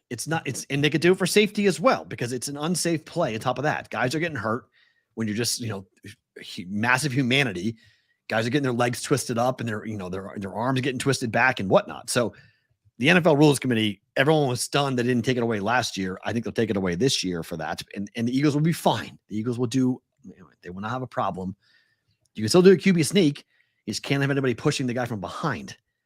3 or 4 guys lining up and just going ahead and doing a rugby scrum. It's insane to watch it. Everybody up they're going to line up in that formation. And then throw off of it? Yeah. They should absolutely. Keep the ball and do a QB rollout. No one's going to be there, and he's going to walk into the end zone. Well, because teams are, if you look at the way the defenses are set up, though, they're guys on the outside setting up for that. A pass is going to happen off of that, not a run. A pass will happen in the corner of the end zone. That's how they'll score. Yeah. Okay. Tonight, Raiders are 2.5-point favorites against Green Bay. Can you explain this to me, please? Why are they favored? Why is this team coming in on the Raiders? The 2 defensive injuries with 2 DBs Aaron being out. Jones is not going to play now too for the Packers. Yep, didn't play last week either. Yep. How'd it work out for them last week? This is the Raiders. Yeah, they're back, baby. They're what back. Are you talking about? The Raiders Their defense, are back. Jimmy G back. Their defense is back. They're back. Yeah. Oh my. Sharp guys, man. They had the Vikings yesterday, lost. They had the Cowboys yesterday, lost. They're betting the Raiders. They can't lose. They're going to win. Kenny Pickett took apart this defense. I mean, I'm not saying Jordan Love's worse You than. got to get off of this Kenny Pickett. You're on this guy a lot. He's not good. He won. He's just not good. He's not a good quarterback right winner. now. He's not. It might be Matt Canada's fault, but the offense for the Steelers is not good. Kenny Pickett's not good. Jordan Love, I've watched 3 games of the Packers so far, and you could say, well, last week against the Lions wasn't his fault; it was the defense's fault. So it wasn't his fault. He couldn't do caca. I agree. So, like, is this? I don't know. Coming to the desert and playing the Raiders fixes a lot of problems. Like, I don't get the line move. I don't get the line move at all here. I'm not agreeing with this. If the Green Bay Packers win tonight, I'm not going to be even a little surprised. Put it in the chat. We'll let the chat decide. You got Green Bay or you got the Raiders straight up. Forget about the points. It's 2 and now 2.5 in some places. Wow. Yeah. There's no chance it's going to 3. No, you guys can keep pushing. Like this would be one of those ones we'd be sitting in the book going, I know you want us to go to 3. You want us to go to 3. We're not going to 3. We'll sit here on 2.5. If you want to go to 3, you buy it. In fact, charge you a quarter. Right. There ain't no chance in hell. You can send in that guy, duffel bag boy. I want to bet 500,000. Really? Who do you want to bet? The Raiders. Go ahead. Go ahead. Bet it. I ain't going to 3. We'll sit here. We'll go down with this ship if we have to. That's fine. Listen, there's baseball on tonight, bro. Right. I'll be watching some really good playoff baseball. I'm watching baseball. This game. I'm watching baseball. You're watching baseball? Phillies, your Braves. Beloved Raiders, your adopted home team? My beloved Raiders. What are you talking about? What do you mean? Braves. You're done watching the Patriots. It's over. Braves, Phillies is a better game than Packers, Vikings. Packers, Raiders. I mean, Packers, Raiders, I'll have it on. It'll be on the 3 box because I do appreciate this with YouTube TV. We're now doing multi-sport boxes. So this is cool. Really? So we can have football on left, baseball on the right, watching both simultaneously. That's a very good plan. Nice job, YouTube TV. That's good. So that's something different. You couldn't even do that with DirecTV. So I'm very happy that that's now the case. So I'll watch both games at the same time. But my attention will be on the Phillies. The sound will be on the Phillies. Look at this. I think we got more Raiders in the chat. I expected us to have more Green Bays. Green Bay, Packers, Raiders, Packers, Raiders, Green Bay, Raiders, Packers, Green Bay, Raiders. The unpopular favorite. Wow.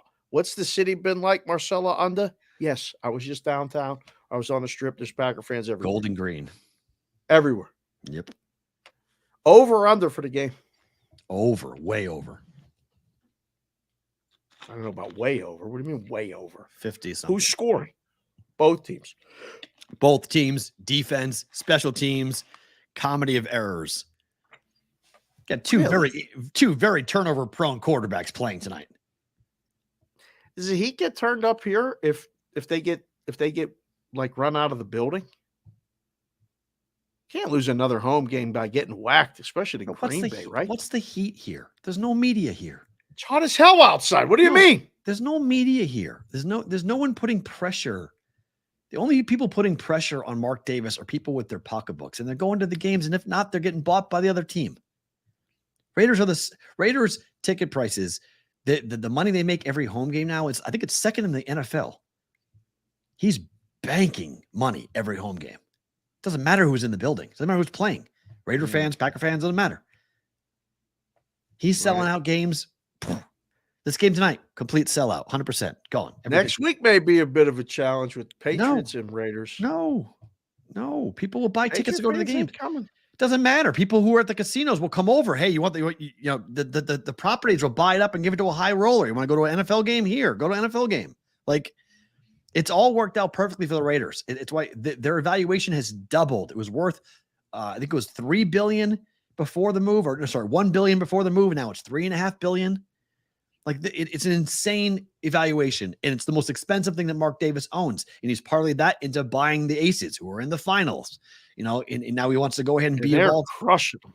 And they're crushing. So he can win back-to-back championships with them. I mean, it's like he's got Tom Brady coming in and being a part of it. And like, the Raiders are, this move has been so good for the Raiders financially. It's insane. So are the Raiders going to try to feed Devontae 2 touchdowns? Yes. Big business. Big business. If you want getting 2. I said on the juice. I'm not betting on props tonight.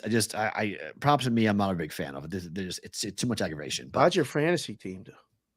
I left Brock Purdy on the bench. That's how I did. So there we go. So you what? I started Lamar, benched Brock Purdy. FYI. So listen, rule of thumb: when you can't decide between the quarterback position, especially, you pick the home team guy and live with the result. Don't ever start the road guy over the home team guy.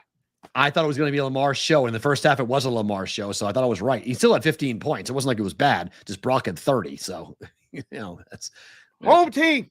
Yeah. So, damn it. Yes. Hammer Devontae everything. Devontae catches, Devontae yards, touchdown, first touchdown, anytime touchdown, 2 touchdowns. Yes. He's their entire team. They will throw the ball like crazy to him again. And they started doing last game they gave it to him. They targeted him like 12 times, 11 times last game when Jimmy G was playing. Same thing will happen in this one. The Steelers couldn't cover. And I don't think the Packers have 2 DBs down. So the same thing's going to happen tonight. You're not going to, man. Just listen like Chase. I'm fucking open. Throw me the ball. It's happening. So I think the Packers win the game tonight. D-backs hammered the Dodgers. You were wearing D-back stuff early. Are you going with the D-backs tonight? I still got the D-back stuff. Are you really rolling with them tonight with Zach Gallen and his record against the Dodgers? I'm just saying it would be very beneficial for. All right, he bad. We have working. Okay, but he bad. Against the Dodgers, he bad. On the road against the Dodgers, he's really bad. Yeah. This is not the start. This is not the same thing. He owned the Brewers. It made total sense. Hammer him with the Brewers. This is not the Brewers. This is the Dodgers. You want Bobby Miller over Zach Gallen's record? Yes, I'll take Bobby Miller. Yes. Oh, I mean, is the series over if the Diamondbacks win? The Dodgers can't win 3 straight? No, they can. They don't think they will. But at home, no. Dodgers pitching staff in game 3 and game 4, not exactly great.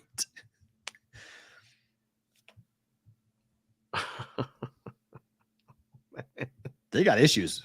We said it before. They had issues. Losing game 1's a big problem. They needed Kershaw just to let them score. They didn't score. I think they scored tonight. Kershaw didn't get an out. He got 1 out. Gave up 6 runs and gave up 1 out. I felt bad. Bullpen wasn't better. Well, the bullpen locked it down for a few innings. Gave up 3 home runs, did it not? Well, they ended up with 11. Yeah, they gave up 3 home runs, two home runs, and 1 solo shot. They gave him 5 runs. Sheehan pitched good. Okay. He held it down. Listen, I think the Diamondbacks are live tonight. I do. Dodgers big. Over again. Dodgers big. Big. Zach Gallen's getting lit up like a Christmas tree tonight. Now, Miller might also get lit up like a Christmas tree. Over. But Dodgers are scoring tonight. That's happening. Second game tonight is Fried up against Wheeler, who was tremendous in his first playoff start. Give me this big boy. Got me like. There's times I still wonder who's doing what and what wrist rooms where. You think Braves are too low? No, I don't think they're low enough. Fried's coming off pitching a simulated game with a blister on his finger to try to make sure he could go 5 innings. Zach Wheeler's coming off one of the best postseason performances of his career. Yep, I agree. You give me plus 130, it's a trick. That's fine. You beat me. But I know I got a better price than you. Give me the Phillies plus money with this big hoss. Are you kidding me? How about I'm so fired up for this game. 3:00. What are you doing, Dave? I'm watching baseball. Kids are home. Everybody's excited about this game. Ain't nobody talking to nobody in this whole house, but at least baseball will bring us together for a couple hours. Maybe. I'm not sure. I'll be watching it before I go on Sports Grid tonight. First 5. I need the Phillies to keep winning. That would be tremendous. I think the Braves win the game. I think the Phillies. Damn it. I hope you're wrong. I think the Phillies have the pitching matchup. I like the Phillies in the first 5. That's fine. Braves win the game. Phillies win the first 5. First 5. I Plus don't know. plus This would be 125. crazy if he holds them down to He 2 already runs has. or less. He Like, that's the goal right now. He 2 pitched 2 runs games. or less. He This game under 2. He faced them back-to-back starts. At home, Wheeler got crushed, 6 earned runs. Yep. On the road at Atlanta, 6 innings, 1 earned run. Yeah. Wheeler's 4-0 with a 3.29 ERA over his last 7 games. And he's better on the road than he was at home. And he was just lights out at home. Covey already arbed the series, so let the fun happen. Atta baby. Take plus on both sides. There you go. You take the Phillies in game 1, you got a plus. Then you come back right now today, you take the Braves in a series, plus. Earn. Who's in the chat? Who's watching the show? Who's the baseball guys and girls? Phillies or Braves today? The game's going under. Covey said 0-0 through 5. Potentially, but you just made the case for Fried getting hit a little bit here with the blister and him hoping to go 5 innings against this lineup that has seen him. And Fried against the Phillies he had a really good ERA at home in September. It was 3-0 in September, only pitched at home once. So he hadn't pitched at home all that much. And he had a worse ERA at home than on the road. Did face Dogs the Phillies. are 9-5. Thank you, JC. Dogs are 9-5 in the playoffs. I believe it. Sure. Look at all How about that? The Rangers have done it 4 times, right? How many of them? Why can't they make the Rangers favored? Have the Rangers been favored yet? They're 4-0 straight up, so I don't think the Rangers have been favored yet. So yeah, it was pick 'em at worst, but they were slight dogs. So that record has been skewed tremendously by the Rangers, right? And the Diamondbacks were dogs both times in Milwaukee. Yep, one in both. 6, and the Diamondbacks were dogs in LA. That's 7. 7. So 2 teams. Phillies were dogs in game 1. Game That's 1. 8. And the Twins were dogs yesterday. Beat the. There's 9. Lopez looked unbelievable. He was. Oh my gosh, he was magical. He was magical. All right, before we let go of the folks on Sports Grid and Sirius XM, hockey is back. Thank goodness. Tomorrow we start Colorado, Carolina, New Jersey, Dave. New Jersey Devils are the 3rd betting favorite to win the Stanley Cup. The baby Devils are ready to be big boys. Yes. They got a good team, good squad, goaltending situation settled. Why not?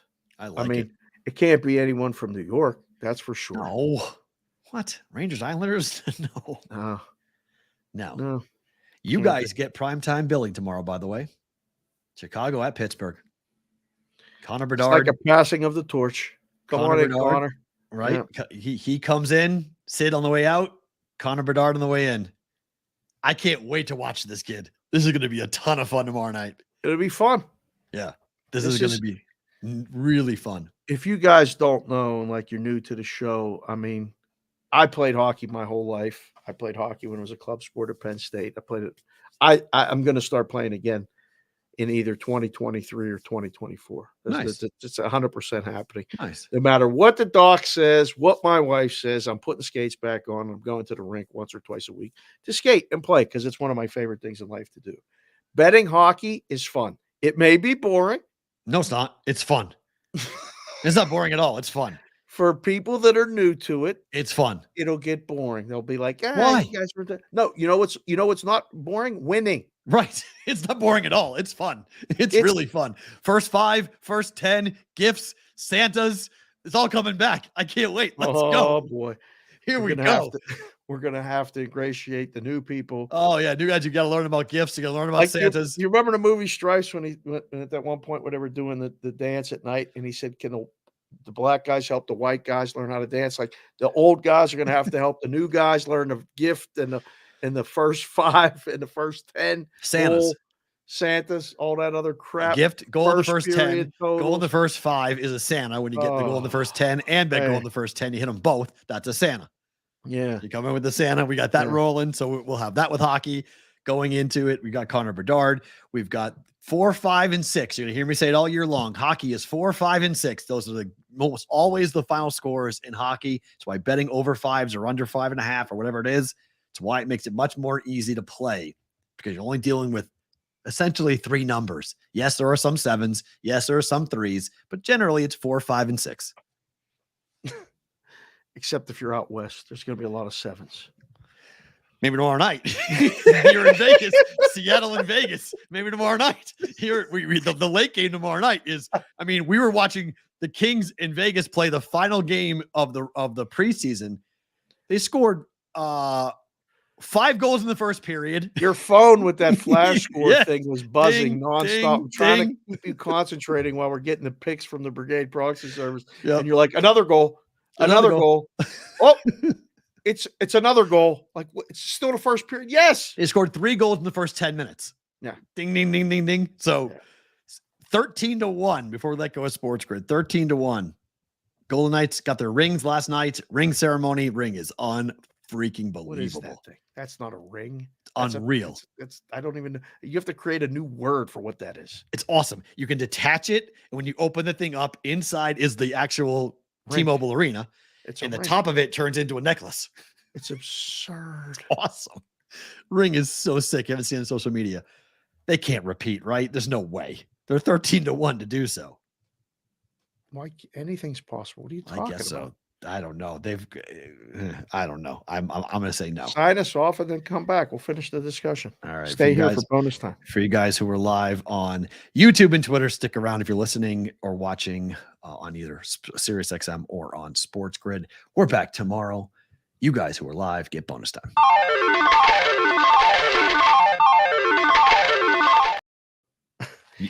Andy O's just came in the chat, said, I got to bet hockey for 1 year and I love it better than football. Yes. Like, this is the thing. I'm telling you, you sit around all week and you wait for the football. And then you get, like, say you had Dallas last night. What do? Like, if you like, that's the only thing you bet, and that was your bet. And I'm not picking on Crunchy, but like, it was terrible. The hockey is every day. Yeah. And you can find a rhythmic pentameter. See, I love college though. College football. I'm 31. Different. I'm 31-14. So when I say I'm looking forward to football, I'm looking forward to college football. Okay. Because I'm on an NBA level heater where last year in the NBA, I wound up going 47-23, up 22 units. I'm up 14 units in college football. I'm down. What am I? I know I'm profitable in the NFL now. So I am up a half a unit. I'm 16-15 in the NFL, up a half a unit in the NFL. It's After 5 hard. The weeks. NFL is the hardest market to bet. So 6 weeks in college, to win. 6 weeks in college, 5 weeks in the NFL, up 14 units, up a half a unit. So, but hockey It's hard. last And I year- mean, like, all the games are on at the same time. You can't watch. You can watch 3 hockey games in one night when they play an early, like on Saturday, they play a midday game, yeah. a regular start time game, and then watch a West Coast game. Like, you can watch the games. Part of the joy of sports is watching the games, for me anyway, Yeah. and betting on it. You can learn so much. I think it's a valuable sport to learn how to bet. I got cold at the end of last year. I was in double digits for being profitable in hockey for almost the whole year. I ended up ending the year 97-88, up 5 units last year in hockey. So I'm hoping to be better than that this year. I have one future bet that I'm going to make today that I want to get your take on. The Bruins last year set the record for points ever in the NHL regular season, 135 points. Right. Boston is -142 to record 100 points this year. The last time Boston did not record 100 points, if you take the COVID year and throw the COVID year out, so get rid of the COVID year, the last time Boston did not get to 100 points in the season was 2016-2017. Now, it doesn't mean they're going to do anything, win the division, nothing. Just get to 100 points. What's their season wins? Or, I mean, what's the season point total? Have you seen it? I think it's higher than that. Yes, it is, because it's favored. Yes, it's higher than that because it's -142. I mean, I think it's significantly higher than that. 106, 105 and a half. It's multiple games higher than that. Team points. Let's see. Boston Bruins. The Boston Bruins team total for points this year is set at 100.5. Wow. It's right there. So you can do that's way. I just found it. There's your ARB. So let me ask you, bookmaker. It's -142 to record over 100. To get 101, it's 122. 20 cents for half a point. 20 cents for half a point? What That's are we doing interesting. here? That's interesting. That's a mistake, is it not? I mean, we're in bonus time, so I don't Yep. give a shit what I mean, like, somebody's just not paying the fuck attention. That can't be. And the Boston Bruins to record 100 points or more is minus 142 at FanDuel. Okay. The Boston Bruins point total is 105. Over is minus 122. 100.5. 100.5. Yes. So does the push on 100, if they get exactly 100? It hits 100 or more. So if you bet them to have 100 at minus 142, really? If you bet 100, it hits. It's 100 points or more. So you're getting 20 cents off of one game. Huh. Interesting. Oh, off of 1 point. That's an overtime loss. Yeah, right. It's a point. Correct. Yes. That's one. A win is correct. 2 points. Correct. Sorry. Thank you. It's an overtime loss. Right. Overtime loss for them to have that. See, like, I mean, and we'll have JYD Junkyard Dog Jeff Davis in from Circa. He's the hockey guy. But this is why books like Circa don't do things like this, because you get caught. No, they have point totals. Here's a question: Can I arb this? So if I bet under, there is no. That's the problem. There's not a no market on the team to record 100 points. There's only a yes. You can bet the under 105.5. So hold on. So I could bet minus 104. No, it's minus 104, minus 142. You can't arb it. That's too bad. Because if it landed at 100, I could win both bets technically. So Jeff has the Bruins at 100.5. Just like FanDuel. Yep. No juice though. Okay. That's good. Minus 110. I mean, so the number very well might be 100 for the Bruins. Geez, team with the most regular season points. Avalanche are the top choice. Yep. The Rangers and the Hurricanes are second. Yeah, no, don't buy the Rangers. Buy the Hurricanes, though. Oilers also there. Ooh, and really? Then it's Devils, Leafs, Stars. Those are all single digits. And then it jumps to Bruins at 21-1. Bruins aren't going to lead the division in points. No way. Not even close. No, that's lead the NHL. Even no chance. But it's just interesting. Yeah. I like to look at those other markets just to see where he's got them.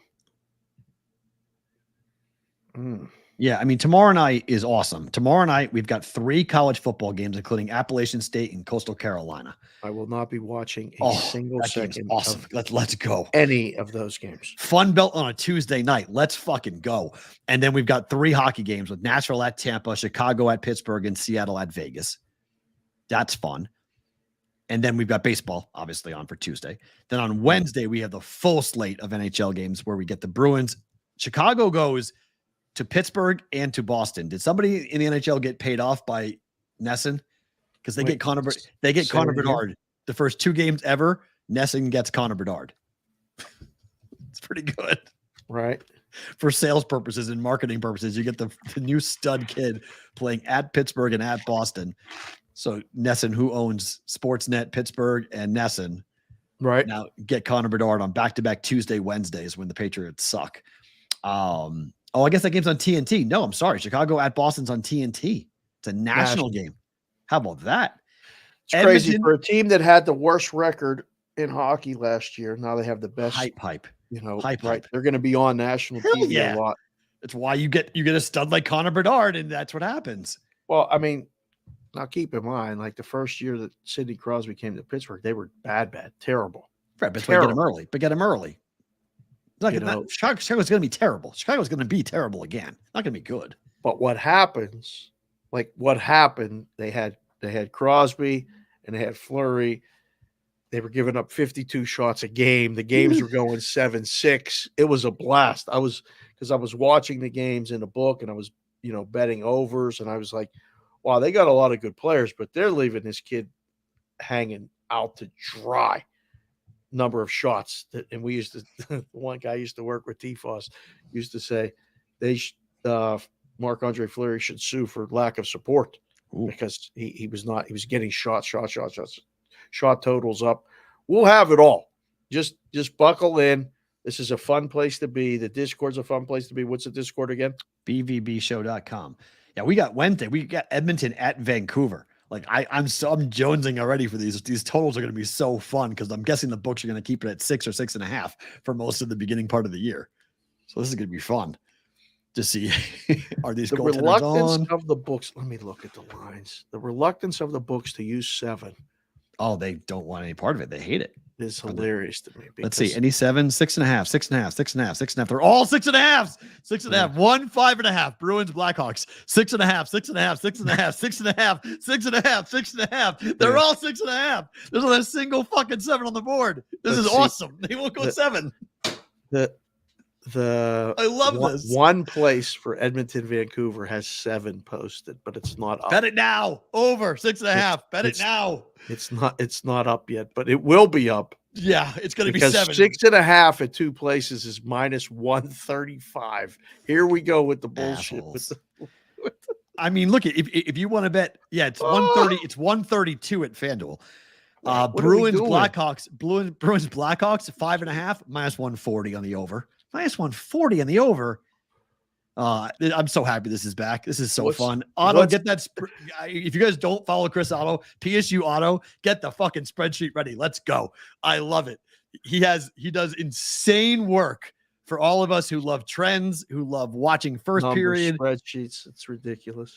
Gifts, first period overs and unders. I mean, we made so much money last year off of Otto's spreadsheet, off of first period unders and first period overs, game overs, game unders. What's the Penguin line for the Blackhawk game? 250? What are they favorite? 235. Still got it. Should be 250. 235. That game Bruins, is wow, the Bruins look ahead is 320. 310. It's 310 right now. What are they doing? Can you do if you do a 2-leg money line parlay of Bruins and Penguins to beat the Blackhawks, it's only minus 113. I was going to say it's probably minus 110, yeah. Wow, minus 113. The Blackhawks are not winning their first 2 games of the year, by the way. Just on the road. No. At Pittsburgh, at Boston is a very good parlay to bet right now to go ahead and take that. That is not happening. Bruins are not losing to the Blackhawks and nor the Penguins. Will Bedard score in either one of those games? That would be a great question. Yes, I bet he does score. He's going to be on the ice so much. I mean, he's going to be on the ice. I don't know how much he'll be on the ice. Oh, puck's going to be on his stick so much. Well, it will be, but there's an indoctrination into the league. There's going to be runs at him. Well, I mean, there are going to be runs, but they're going to there's not anyone else right away to focus on. So, I was the guy who would shadow the team's best player in high school. They hated it because I was that guy. On the basketball team on Hoosiers, when you asked me what kind of gum he had, I could tell you. Mm-hmm. I would sit there. He would try to skate away from me, to the line change, and I would skate to their bench with him and say, "I'll see you next shift," and I'd go to my bench. I was that annoying guy. They're going to be on Bedard everywhere. They're going to make sure what I would do is deny him the puck because once he gets the puck, time. There's some magic going on. Yep. And he makes other guys better. But it's going to take a minute to figure out. It'll be fun, guys. If you don't, really, the hockey is one, it's a great product. It's a fun product to watch. 2, it's a great sport to bet. So we're done with the hockey plug, but that's it. We're not done with hockey by any means. We're just getting started. We're just getting started. We're just getting fucking started.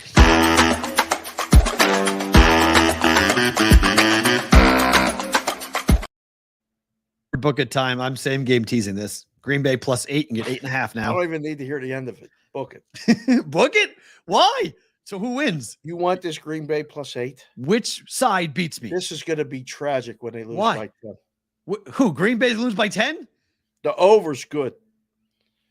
You got to worry about the Green Bay. I'm telling you, it's a weird night. It's a weird game. That looks so easy.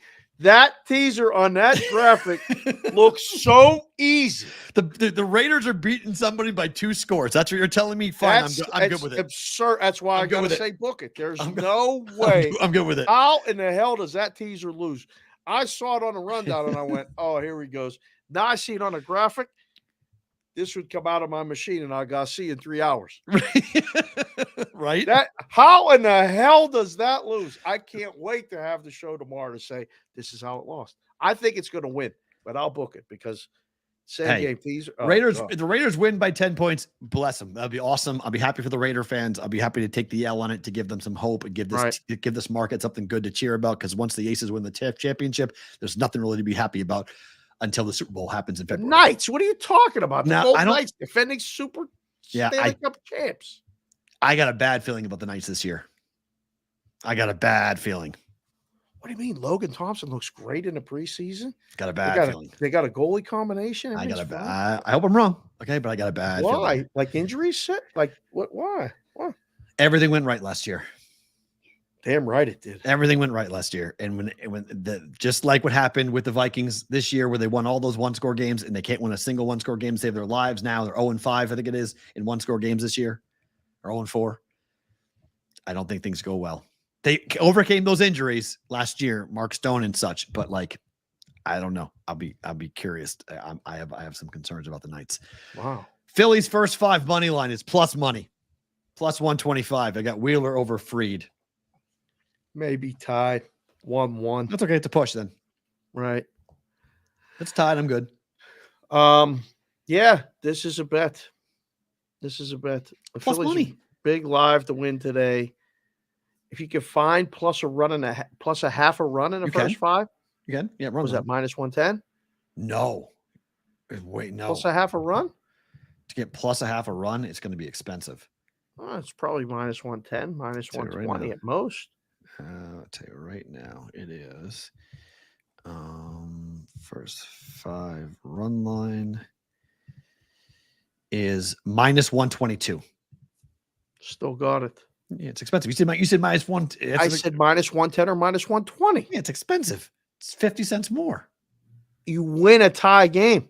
I win a tie game here too. You lose, you push, I mean. Yeah, push.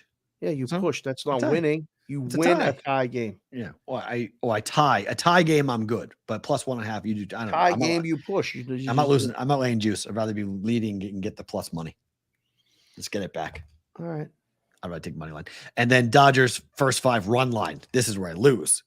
Dodgers are going to annihilate Galen tonight. Book it. You'd like the Diamondbacks to win this game? I like it to be close. Yeah, it could be close, but I think the Dodgers are going to hammer Galen. Once we get to the bullpen for the Diamondbacks, we'll see. May things slow down, but like they're bringing the bats tonight. Dodgers team total over. I like too. I don't know. Merrill Kelly pitched his ass off. That bullpen's rested. They may go to the. I mean, this may be if it's a problem early. If he's running into problem or there's traffic on the bases, they may pull him. That's okay. I'm all right with that. And they can still win the game 3-2 because I think Miller's going to be good tonight. He's good for 4. He may get roughed up in the 5th a little bit, but I think he's good for 4. I feel like that game's going over. I would agree. First game went over. I think the second game probably goes over too. Right. With that. Okay. Do we have super chats? We do. Okay. Here we go. We have a bunch. Look like they were flying across early. Yeah, we got a bunch of super chats. Okay. From Disgusted Beaver now. You're a car guy, Matt. Do you know what the difference is between a Lamborghini and a Ferrari? A Lamborghini is a Lamborghini and a Ferrari isn't. That's San Francisco and Dallas in a nutshell. What? No. He's mad about this. He's a Cowboy fan. He's sauteed today. Okay. I feel bad. All right. Big business. Explain to me why the Rangers are World Series favorites. I don't need that juju. I'm praying we get off playoff Evaldi and he shoves tomorrow. So I'm out all weekend trying to pick up futures and different things and trying to keep positions very live and add to really good positions and then, reduce risk at other positions. Somehow the Rangers have become my best case scenario. Wow. Good for you. For the American League. That's tremendous. That's where you're sitting. The Rangers, big business. Me and you are riding this thing together. I mean, the prices, Rangers. the prices were off, I think, at the beginning. And then they won the first game and they really didn't get adjusted. So we picked up some more stuff, and I'm riding with the Rangers the rest of the way. I hope. If it's not Houston, I think Baltimore is done. I'd agree. Okay. I would say they just ran into a buzzsaw 2 games in a row. The games went over in the regular season. They played the 7-game series is the one thing that worries me about Texas. Correct. So we get there. And that's fine, but we just get there. And yeah, true. And then I'll be fine. You'll be fine. Like but it's gonna. I think they're gonna give us a ride. Let's go. Yeah. Dallas is not beating San Fran or Philly, and they probably aren't beating Detroit either. That just wasn't a game. That was the game. They had it circled. That was the healthiest they've been in like forever, except no Diggs. Dallas got their pants pulled down, their asses spanked like the guy who goes to a dominatrix and pays for it. It's probably one of the worst losses I've ever seen as a fan, and I was a fan the year they went 1-15. That's good. Damn. Man, this is all crunchy. This is all disgusted beavers. Is there any room on the Lions bandwagon asking for a friend? He said, and they said, I hit the super chats heavy today because I might be able to catch the show live until Friday, just giving everybody a heads up. But we very much appreciate the support, my friend. Thank you. I want to answer Big Business's question. The reason Texas became favored is because the Twins tied up the series. Fair. Right. And yeah, right. Texas would still be probably slight dogs to Texas, but it would, or to Twins, but it would be close. Whereas I said it. Them and the Astros would be just a Texas shootout, whatever you want to call it, adjective. I don't know, but Texas can win the American League the way the path is now. I told you before the playoffs began, Rangers, Astros, ALCS, I am all in on. I love it. They hate each other. Let's go. I think it'd be so fun. We had it when we had Verskersion on. I was talking about, I asked him that question about the real rivalry and what do you make of it? It's real. They hate each other, and I'm here for it. We need more of that. Oh, it'll be so fun. I'm Astros, Rangers, let's go.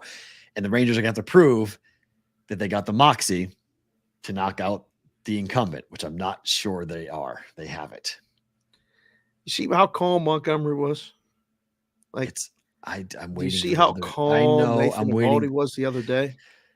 Again, I could be dead wrong. I think these are just good starts. These are not consistent. These are not sustainable. Matter. It's all you need is good starts. You get 5 or 6 good starts in the postseason from a guy at the top end of the rotation. You can win a World Series. Mm-hmm. It's a tournament. It's true. It's an absolute tournament. Favorite thing about today is what? All these people in town. We got a lot of friends of the show, people that want to be friends of the show, people that have been friends of the show, people that heard about being friends of the show, what it's like. Right. People that watch the chat.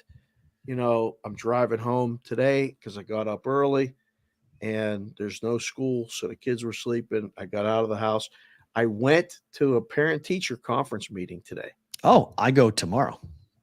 We get there, separate cars, because Mrs. Consig, Jessica, has to go right to work, and I have to come back home or run down to the strip to pick up my pass.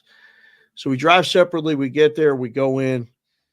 We go to the classroom, and we wait. And we wait. Oh, and we wait. Really? And we're like, this is unusual. We were on time. Teacher's late. I wonder if she remembered. Before you know it, the principal, who's there making sure the parents get to the right classroom, comes up and says, "You're Kendall's parents, aren't you?" "Yes."